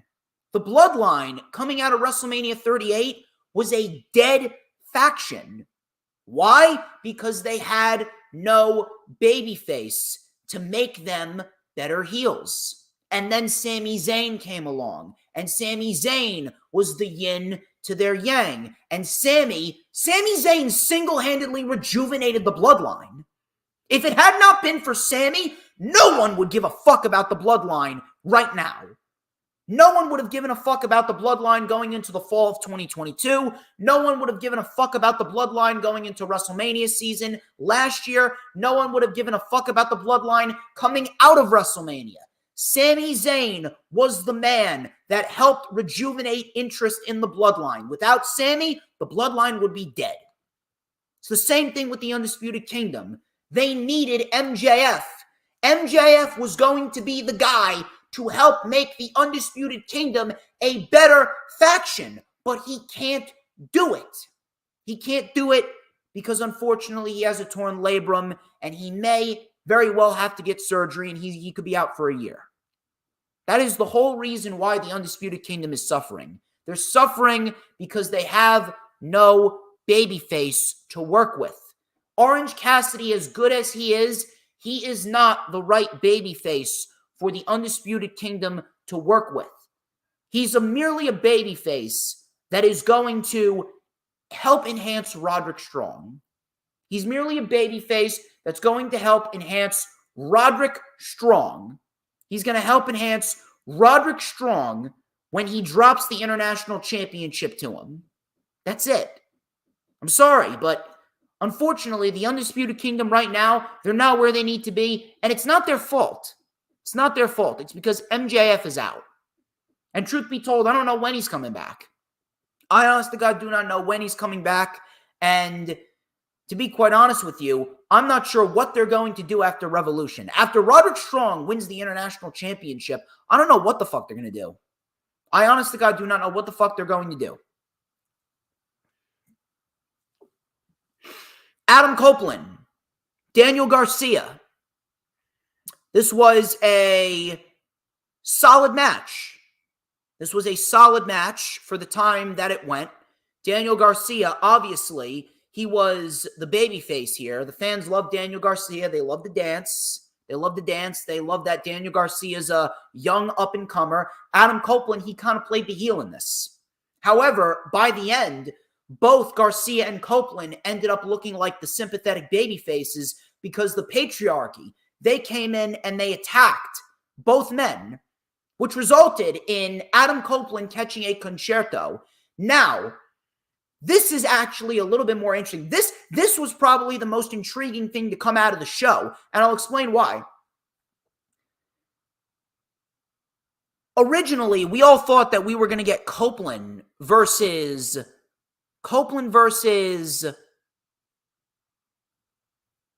Christian Cage. I don't know why I couldn't come up with the right words there.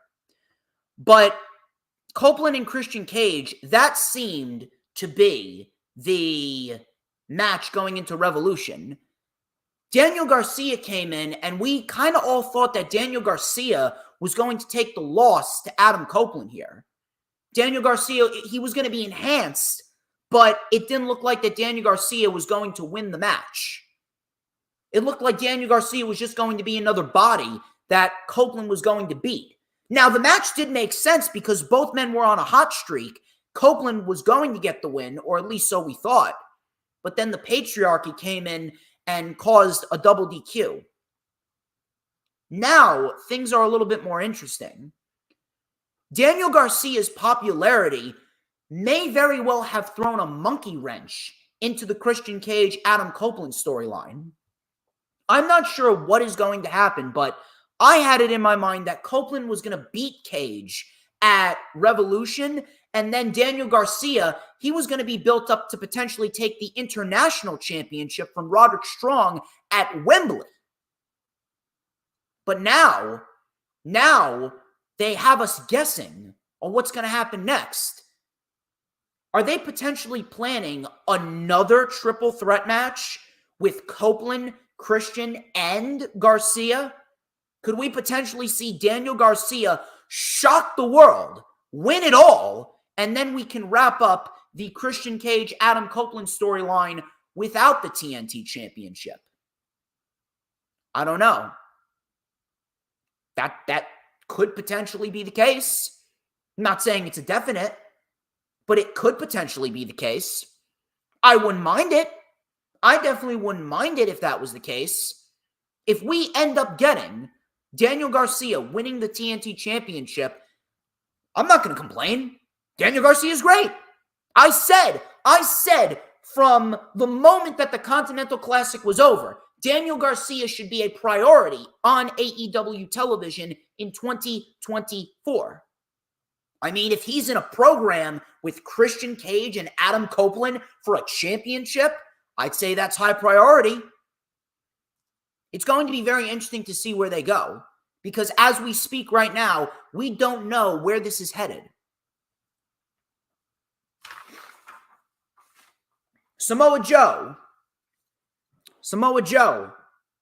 he came out to address the fans. He says that everything was going well after he reenacted a ranking system to find the best possible opponent for me. And then, unfortunately, Adam Page and Swerve Strickland, they battled to a draw. But unfortunately, management took a page out of the Texas playbook and made my match bigger and dumber. A crime has been committed against me, and I can guarantee you that both of them will limp away. There is nothing that anyone can do about that. Swerve Strickland, he then came out with Prince Nana doing the Swerve dance. Swerve then said, when we started this whole thing, this wasn't supposed to be personal, but it feels like it has become personal. He says, new protocol. You show up with your reputation and resume. They say that hunger defines the greats. Well, I'm becoming one of the greatest of all time. No one outgrinds me, so it's time for you to start putting some respect on my name and resume. One day, Swerve may go down as one of the best in the world. I have proven that today. Today is that day. I am the one left standing, and nothing changes at Revolution no matter what. Except I will be holding that above my head. All of a sudden, Adam Page comes out, no music, and clearly you can tell the different demeanor in Adam Page. Adam Page was going, I'm not mad. I am not mad, but last week was horseshit. The winner of the match becomes number one contender, and he could not do that. If it was up to me, the match would be between two men who actually value that title after everything that you have done to me, Swerve. You do not deserve a second of my time. You couldn't get the job done, and you do not deserve to be in this championship match. Joe then interrupts, and he says, let me tell you something. No matter what happens, I am Samoa Joe. I am the inevitable, and I promise that I'm whipping both of your asses. And that was that. This was excellent.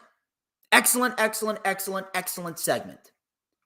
The one thing that pissed me off regarding this segment wasn't even the segment. It was the fact that people legitimately have the gall, the audacity to come on social media and claim, why was Adam Page involved in the match after he lost to Swerve Strickland twice?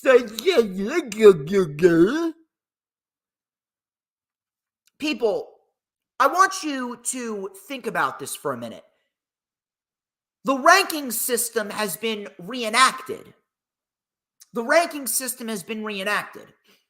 Did Swerve beat Page twice? Yes. But I think you may be forgetting something. You see, Adam Page, after he lost to Swerve twice, he was not just given a world championship match. He was not just placed in this world championship match. No. Adam Page won matches. Adam Page was on a 5-match winning streak. He beat Roderick Strong. He beat J.D. Drake. He beat Claudio Castagnoli. He beat Penta El Cero Miedo. He beat Toa Leona. All the way up to the match with Swerve, where it ended in a double draw. A complete time limit draw, 30 minutes, and no one beat anyone. I'm sorry, but you cannot just glance over the fact that Adam Page has been on a winning streak. He didn't just lose to Swerve and then automatically get a world title match out of thin air. No, he won matches. And he has been undefeated in the year 2024. How exactly is Adam Page unworthy when he's been on a winning streak. That's number one. See, people are so quick. They are so fucking quick to come out of their fucking caves and say, oh yeah, Adam Page in the world title match doesn't make sense. Meanwhile, all of you motherfuckers drop your pants. You unzip your pants, drop them to the floor, and start pleasuring yourselves to The Rock, all just because he turned heel, all just because he aligned himself with the bloodline, and he's using a fucking first-grade insult on Cody's fan base, and he's going to try and act as though that's edgy. Again, I will state, you people are fucking retarded. And then people want to wonder why I do not respect anyone.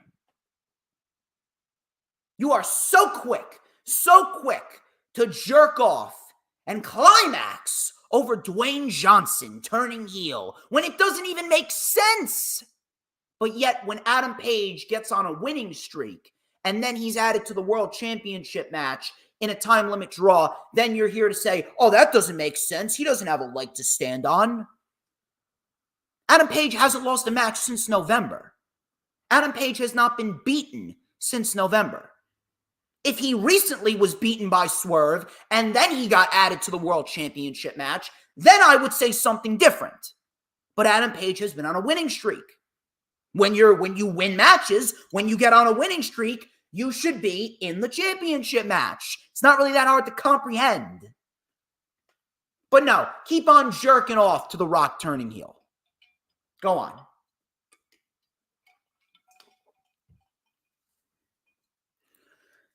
Toni Storm, she had a segment called Wet Ink. Toni Storm, she talked about Deonna. She said that Deonna had her pity, but she bit the tit that fed her. She said she'll get the old Toni Storm at Revolution and so much more. What do you do when you can't change the past? You kill it. Deonna was then interviewed and she got right to the point. She said, Toni, I'm going to break your arm, bitch.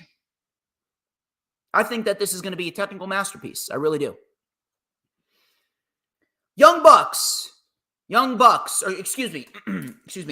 Nicholas and Matthew Jackson versus Top Flight. This was very good, as per usual. Young Bucks have always been great wrestlers. Top Flight are fantastic. By the way, Nicholas and Matthew Jackson, I love saying those names. Nicholas and Matthew Jackson, they were wrestling in the same blood-stained suits from last week. I love it. So Top Flight were in control early with some double planchas. Coming back from commercial, Darius then with a Pele kick on Matthew, tag to Dante, crossbody on Nicholas, and then we had stereo sunset flips by Top Flight, DDT by Matthew on Dante, tag to Darius. We had an assisted tornado DDT for a 2, suicide dive by Dante on Nicholas, Spanish fly on Matthew for a 2. Darius was then sent into the mat. Dante was then sent into the barricade. Low blow by Matthew, tag to Nicholas, EVP trigger, and the Young Bucks get the win. I love it. I love it. And you know why I love it? It's because the Young Bucks, they are playing the role of self-centered, sarcastic, disingenuine pricks so well. It's great. It is fantastic. So Tony Schiavone, he then interviewed the Bucks. They said that they are undefeated. They are the top tag team in AEW. Matthew, obviously, very sarcastic. Matthew then got into it with Tony about how his comments were a breach of his contract. And Nicholas said, you get a $1,000 fine. He said that your comments are Bush League. Nicholas said, that's a $1,000 fine. Nicholas then shoved Tony Schiavone down. Matthew was trying to hold him back, and he goes, I apologize. My brother is a bit of a hothead. So they were going to help Tony Schiavone up. We kind of had a feeling what they were going for. They were going for the EVP trigger. Before Darby came out, Darby then got into it with the Bucks. He goes, what was the original mission statement? To change the world. I sat back and I watched your shit friends get hired. Yeah, your California crew. There was an EVP with brains around here, and I'm not talking about Kenny Omega. Crowd then started chanting for Cody. Darby then said, you re-signed with AEW because it's all friendship wrestling. You know, Darby Allin, he wasn't on the first episode of Dynamite, but you know who was? Brandon Cutler. And then he goes, what the fuck? He goes, what the fuck? And it was bleeped out. He then said, you want to be Sting's final match? Fine, you got it. Young Bucks, Darby Allin and Sting, AEW Tag Championships. It's showtime. Simple, it's effective, and I'm very much looking forward to this match. I think this is going to be fantastic. I think it's going to be fun. I think this is going to be extremely, extremely fun. The only downside to this, the only downside to Young Bucks versus Sting and Darby Allin is that it's predictable. The only downside to it is that it is incredibly predictable because we all know that the Young Bucks are going to win. They have to win. The tag team titles are on the line. You can't have Sting and Darby win and then Sting and Darby relinquish the championships. That shit would be terrible. That shit would be terrible. That would legitimately be, that would be reducing the prestige of the tag team titles. You can't do that. I'm sorry, you can't. You cannot have the tag team champions. You cannot have the tag team champions relinquish the titles because of Sting's retirement. You need to have the Young Bucks win, and the Young Bucks, listen, whether you love them or you hate them, I don't want the Young Bucks as tag team champions because I don't think it's needed, but you're going to have them win because if they don't win, you're ultimately going to have Sting and Darby relinquish the championships, and that would be fucking terrible. I'm sorry, that would suck. That's the only downside to it. It's just predictable. The match I expect to be great. Sky Blue and Willow Nightingale. This was a very good women's match.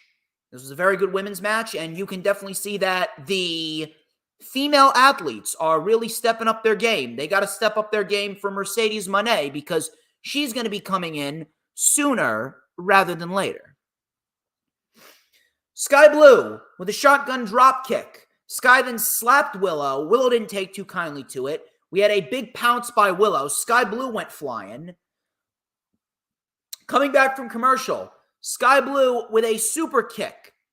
We had a big lariat. Big lariat by Willow.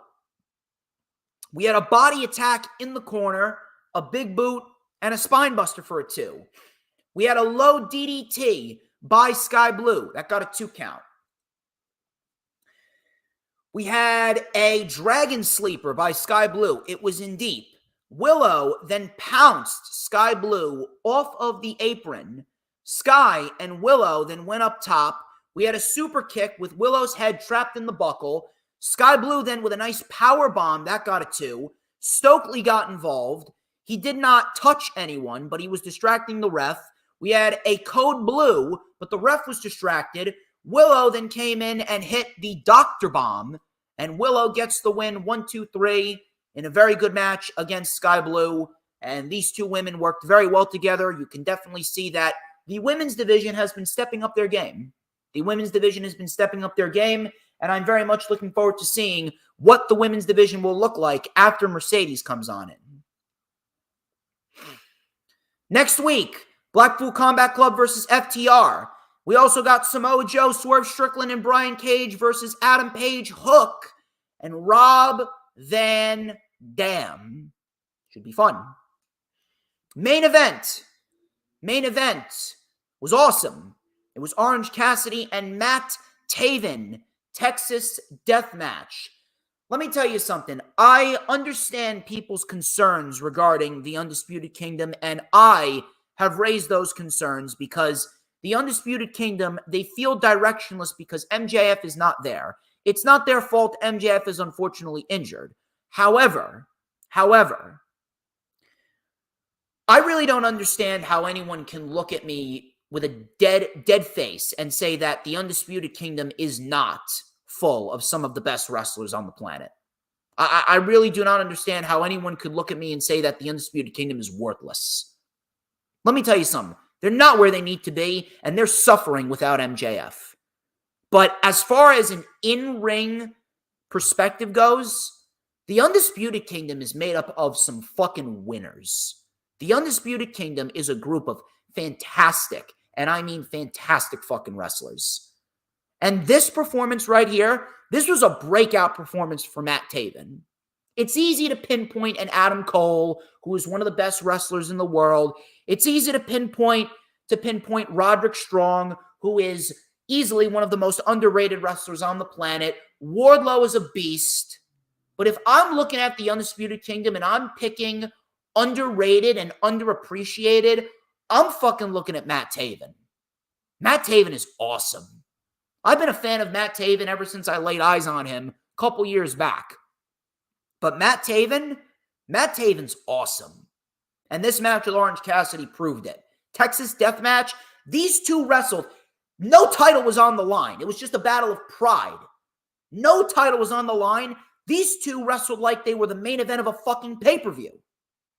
And that right there, that is to be respected. So, no rest holds, right into the action. We had a Blue Thunder Bomb by Taven. Taven was then sent into the guardrail. Cassidy hurdled the guardrail, and the fight spilled into the crowd.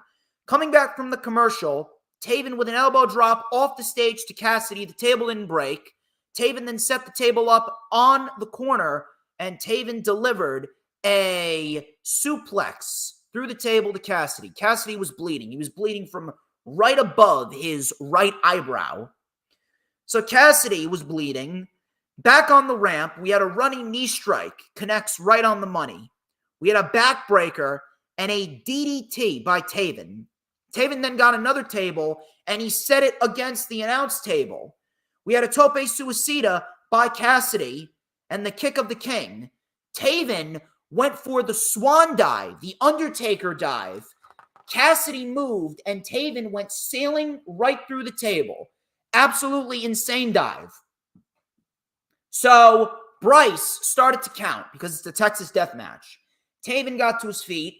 Cassidy with a big heart box, and it was full of thumbtacks. So it was Valentine's Day, and Chuck Taylor must have gotten him thumbtacks. Crowd was chanting, "This is awesome." Taven was bleeding. Cassidy was then sent into the thumbtacks. Taven went for the Aurora Borealis. Cassidy moved. Taven went chest first into the thumbtacks. Satellite DDT by Cassidy on the thumbtacks. He then got a chain. All of a sudden, out came Mike Bennett. He hit Cassidy with a trash can. Bennett then brought in more chairs before Trent came out with a lead pipe, and he started beating Bennett and Taven. Taven then took him out. Snapmare onto the chair. We had an orange punch and a beach break on the chair and the tacks. Orange punch with the chair. Taven could not stand up. Out came Roderick Strong, but Roderick Strong was taken out by Trent, and Orange Cassidy ended up getting the win in a great match. Now, did Cassidy need to win? I mean, I guess you could say yes. This was about Cassidy getting his revenge because Cassidy, he was not pinned in the six-man tag team match on Rampage. So, realistically, he needed to get revenge for Rocky Romero and Chuck Taylor. And he did. But the one thing that this match did do, this match proved that Roderick Strong is absolutely taking that championship. He has to. Roderick Strong needs to win the championship at Revolution. There's no other way to go about it. Orange Cassidy, he's gone as far as he can go with that championship. Let's get that title on Roderick Strong. SmackDown. Again, not bad. not a bad show. It's just very, very hard for me to sit here and be invested in it, especially considering WWE is not really giving me that much of a reason to be invested in it. Kevin Owens and Dominic Mysterio kicked off the show. Let me guess. Let me let you guys guess. Did WWE turn up the volume on Dominic Mysterio's boos? Yes, they did. This was actually a solid match, I have to say. Kevin Owens is fantastic, and Kevin Owens actually brought Dominic Mysterio to one of his best matches to date. That's what happens when you're in the ring with Kevin Owens. When you're in the ring with Kevin Owens, you automatically become a better wrestler. R-Truth, he was at ringside, and R-Truth, he sat down in a chair. He did not give Dominic Mysterio the chair. All of a sudden, Kevin Owens countered with a super kick and a pop-up powerbomb. Kevin Owens ended up advancing to the Elimination Chamber. Kevin Owens will be competing in Perth, and the Elimination Chamber looks awesome. Zelina Vega, she took on Tiffany Stratton. This was actually a decent little match with Zelina Vega and Tiffany Stratton. We had Legado del Fantasma at ringside. Zelina Vega has really improved, leaps and bounds. I do have to give her credit. So, Zelina Vega with a stunner. She then delivered a satellite DDT on Tiffany Stratton. That got a 2 count. Stratton delivered a cartwheel Alabama slam. Cartwheel Alabama slam, which looked very, very nice. And Stratton was able to get a 2 count off of that. Then, Vega with a 619 to the legs, which looked real nice, and a diving Meteora from the middle rope. Stratton kicked out. Vega then attacked Elektra Lopez. Afterwards, Stratton delivered a pop-up spine buster and the prettiest moonsault ever on Zelina Vega. And by the way, Stratton's knees actually got Vega right in the gut, which looked very, very nasty. Stratton ended up qualifying for the Elimination Chamber match. I think Tiffany Stratton is going to have a breakout performance in the Chamber.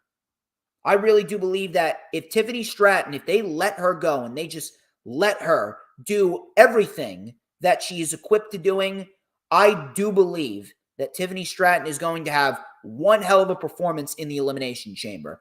That right there could very well redeem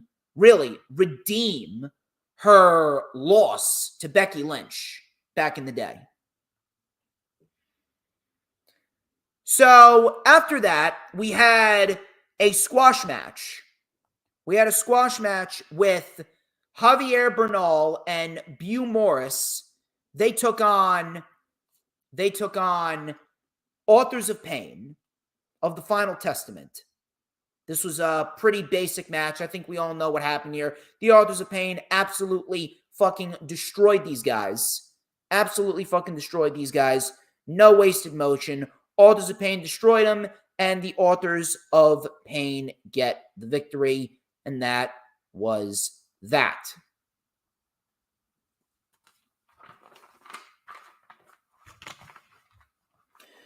The Miz took on Logan Paul. Miz took on Logan Paul, and this was actually a very good match. This was probably the best thing on the show, not gonna lie. But holy fuck, what was that ending? What the fuck was that ending? I'm watching this and I'm like, all right, they're having a decent match. Logan Paul wins with a right hand and an STO. I mean, does Logan Paul not have a proper finisher? You couldn't have had him win with a buckshot lariat. You couldn't have had him win with a frog splash. Well, why did Logan Paul win the match in the most lame way possible? He didn't even have the brass knuckles on. Not that I've seen. It was just a regular punch and a cheap STO. But yet, The Miz is taken out because of that. Let me tell you something. If we do not have a proper finisher for Logan Paul by now, I think that we have a major problem on our hands. Why is Logan Paul using a fucking punch and an STO as a finisher? It really took away from what was otherwise a very good TV match. This is another incident where WWE, they're just so fucking lazy. It's like they do not even care to book proper endings. They're just like, hey, let's just get to the chamber. But Logan Paul, he was in control early with a springboard clothesline and a frog splash on the apron. Miz then mounted a comeback. Miz then with a flying clothesline. Miz then delivered a hammerlock flatliner. Miz trying to revamp his offense a little bit. We then had The Miz delivering a codebreaker. Codebreaker out of the corner. That got a 2 count. Logan Paul hit Miz with a thumb to the eyes and a skull-crushing finale. Miz was able to kick out. Logan Paul grabbed the brass knuckles from his entourage at ringside. Miz then took the brass knuckles. And the Miz threw the brass knuckles away. Logan Paul then with a right hand. The Miz was already out cold by then. He then delivered an STO. Very, very lame by Logan Paul. And Logan Paul ended up getting the win. Good match. Shit ending. Naomi and Alba Fire. Again, another very basic, very simple match. Not terrible, but nothing overly exciting and nothing that screams to me, oh my God, you got to go out of your way to watch this. Naomi wins. As expected. The Women's Chamber, I will say this, the Women's Chamber, similar to the Men's Chamber, these two chambers, if they play their cards right, we could very well get potentially the best Women's Chamber we've ever gotten, and then potentially I wouldn't say the best, but definitely one of the best male chambers that we've ever gotten.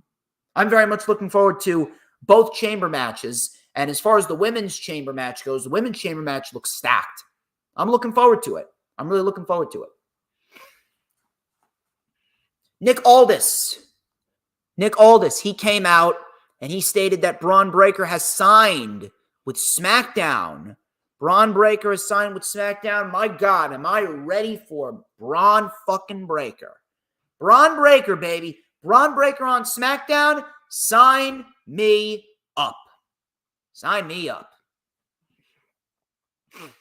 The Bloodline, they came out to close the show. I'm going to go over this in detail after we go over everything that was said.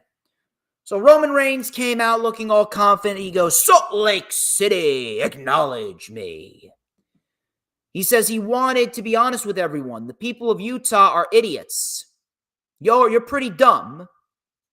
Which, by the way, he's right. Salt Lake City is a bunch of fucking retards. He goes, when my cousin comes out here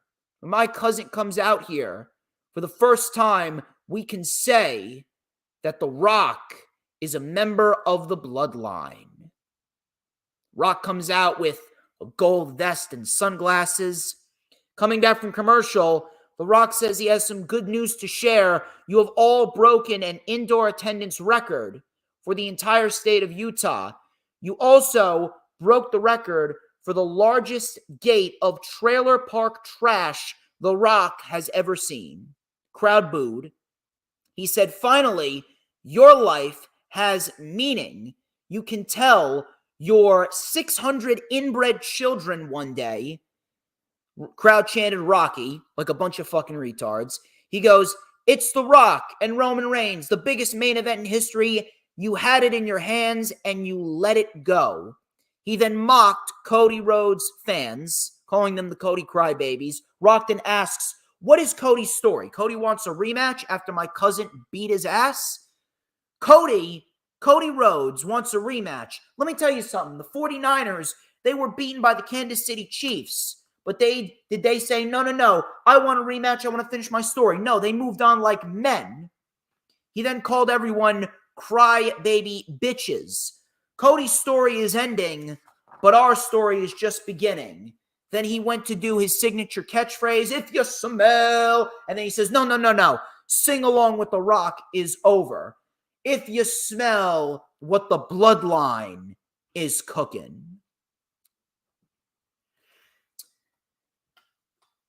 I honest to God do not know how anyone could find enjoyment in this utter horseshit.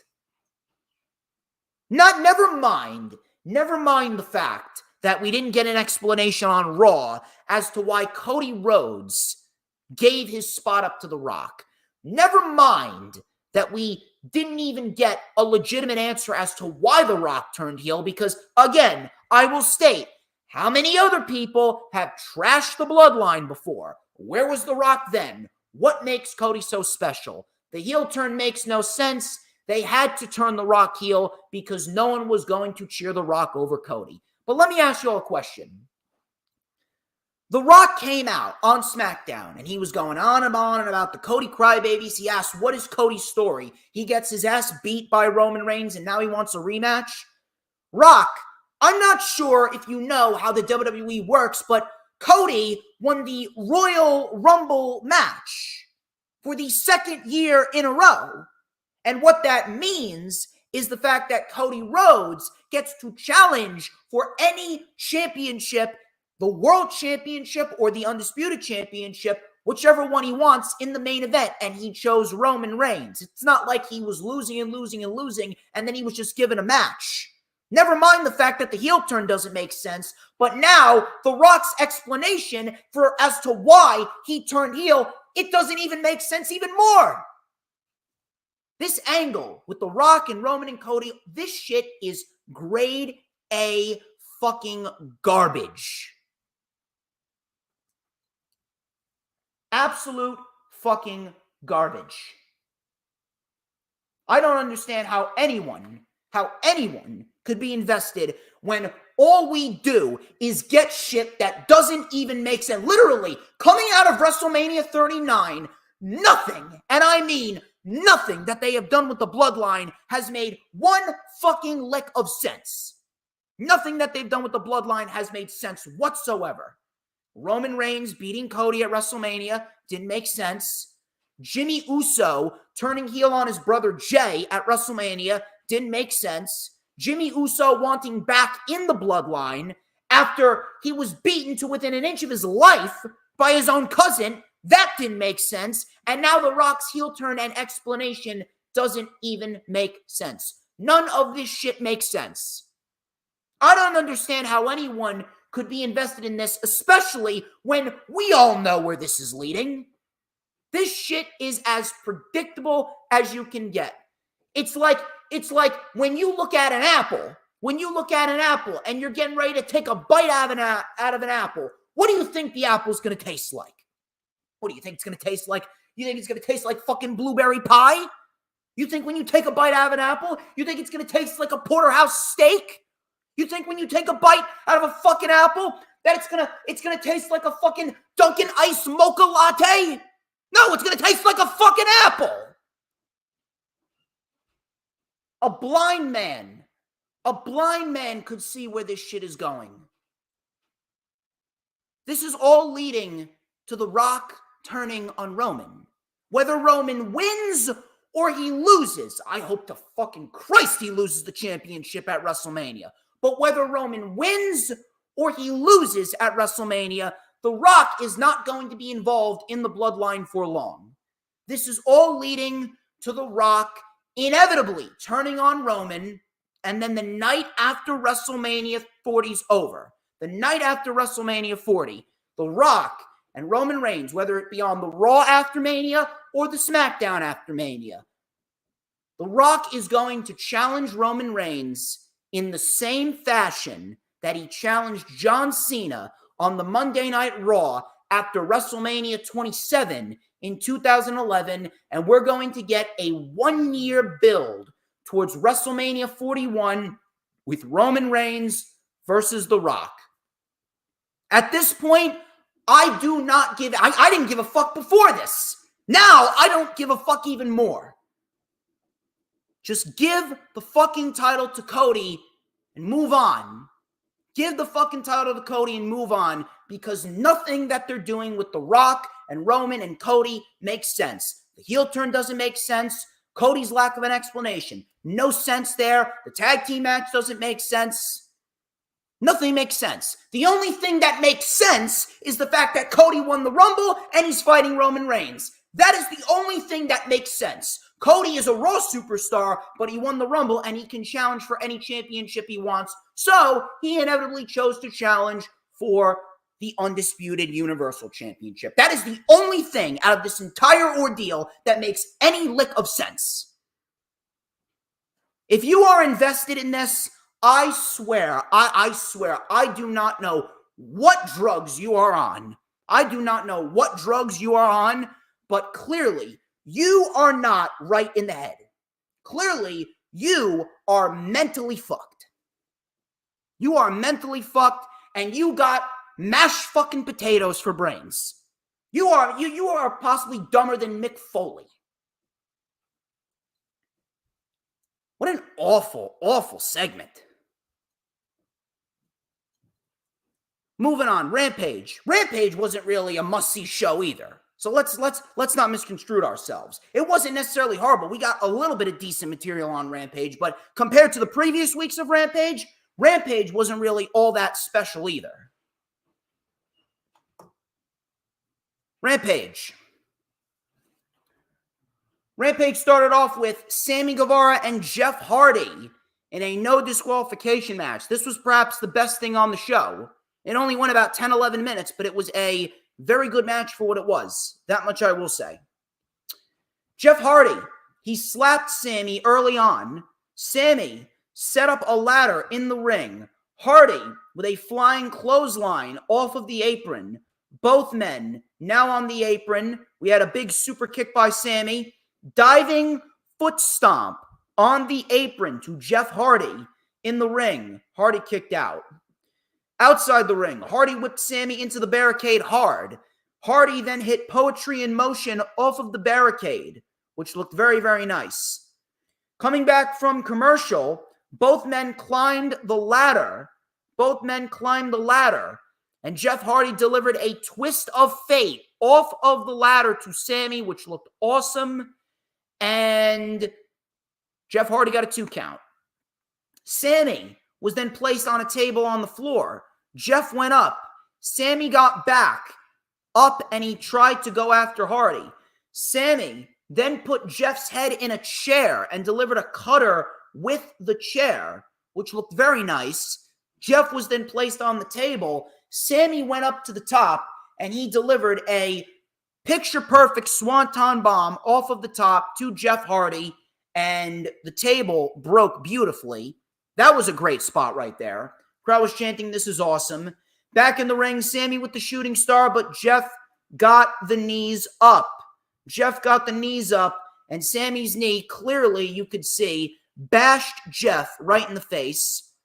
Hardy's nose clearly was screwed up. Sammy Guevara then hit the GTH, and ultimately Sammy Guevara gets the win. The sad part about this is the fact that this match is going to be remembered for the unfortunate botch, rather than the fact that it was a decent match for Rampage standards. That's the sad part, because Jeff Hardy, he's been doing great as of lately. Sammy Guevara is very good. Sammy Guevara is very good himself, but the fact that that one botch happened, that's all that people are going to be talking about, and that's not fair. That's not fair to Sammy, and that's not fair to Jeff, especially when this was a complete accident. Afterwards, Sammy was caught with a spine buster and a big slam by Powerhouse Hobbs. And looks like they're building towards Sammy versus Hobbs, potentially at Revolution. That needs to be a major win for Hobbs right there. I'm just throwing it out. That needs to be a major win for Hobbs. Brian Cage. Brian Cage was interviewed, and he says that he's no longer taking a backseat to Hook. So it looks like we're going to get a buy-in match with Brian Cage and Hook, which I think is going to be great. Moxley and Claudio, they cut a promo on FTR, and they said that they should have never provoked the Blackpool Combat Club. FTR is the benchmark of great tag team wrestling. But you don't think that we know tag team wrestling? Claudio actually said one quote in this, and I think that this is a great quote right here. I think I'm going to start using this quote. Claudio said, "If you're good, you tell everyone. If you're great, people tell you." I like that line. I like that phrase a lot. Claudio says some really good one-liners. If you listen to Claudio closely, he's got some really good phrases that he says. Dustin Rhodes and the Von Erichs, they took on three bums from Texas. Who cares? Completely nonsensical. Nothing crazy at all. Extremely skippable. Don't even know why they put this match on the show. Anna Jay, she took on Queen Aminata. This really didn't go too long, but this was not bad. For an Anna Jay match, this was not bad. This was actually the second best thing on the show, specifically because Queen Aminata is great. Queen Aminata is awesome. So Anna Jay with a backstabber off the ropes for a 2. Coming back from commercial, Aminata with a suplex, snapmare, and a PK. She went for the hip attack, but she missed. Jay then went for a J kick, but she missed. The hip attack connected this time. That got a 2 count. Anna Jay then with a flatliner for a 2. Anna Jay then locked in the Queen Slayer, but Aminata got out. We had a big headbutt, and Jay was knocked out. Queen Aminata wins the match 1, 2, 3. And afterwards, Anna Jay shook Aminata's hand, and Aminata has officially become all elite. Queen Aminata, I didn't know how good she really was, but every single time that she's in the ring, she has proven that she can go. She can really go. And I respect the hell out of that. Queen Aminata, she ain't a woman that's just going to go in there and half-ass shit. Queen Aminata, she's not just a poser. Queen Aminata is a women's wrestler. And that right there, that is what I love about Aminata. And I think that if they play their cards right, they could really have a solid contender for a TBS championship down the line. Ruby Soho and Angelo Parker, they had a segment where Parker confessed his feelings for Ruby. Ruby then said they should get a drink sometime. This went barely 80 seconds. The most inconsequential, the most irrelevant storyline on AEW TV potentially ever. Here's what I don't understand. I don't understand that you have all these women. You got Willow, you got Sky, you got Chris Statlander, you got Queen Aminata, you got Mariah May, you got Toni Storm, you got Deonna Purrazzo, you got Shida. You got all these individuals. All these individuals are showcasing how good they are in the ring. All these individuals are showcasing to everyone just how good they are in the ring. Showcasing to everyone how good they are from bell to bell, but yet you're tying up Ruby Soho in a love angle with Angelo Parker. Even if it barely gets 70 seconds of TV time on Rampage, regardless, that's the best that you got for Ruby Soho. I'm sorry, I cannot get behind that. We had the Bang Bang Scissor Gang. They took on Jay Lethal, Jeff Jarrett, Satnam Singh, and the Dark Order. Very typical 12-person tag team match. Not bad.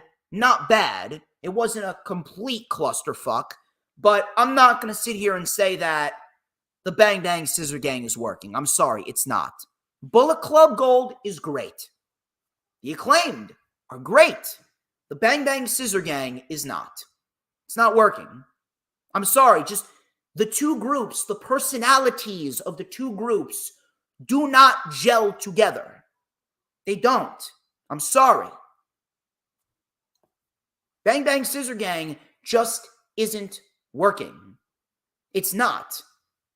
Bullet Club Gold and the Acclaimed have two vastly, and I mean two vastly different characters.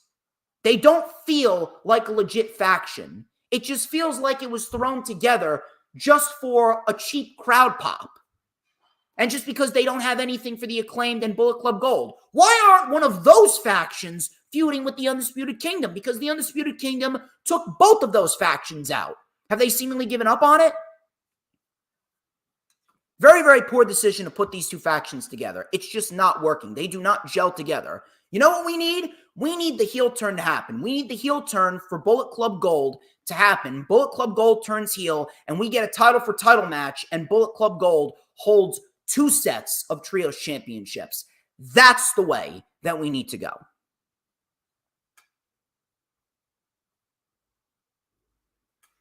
Ladies and gentlemen, that is all that I got for you. That ended Rampage. Kind of a skippable show minus a couple things, but in the end, Rampage can be a mixed bag on most weeks. Thank you very much, ladies and gentlemen.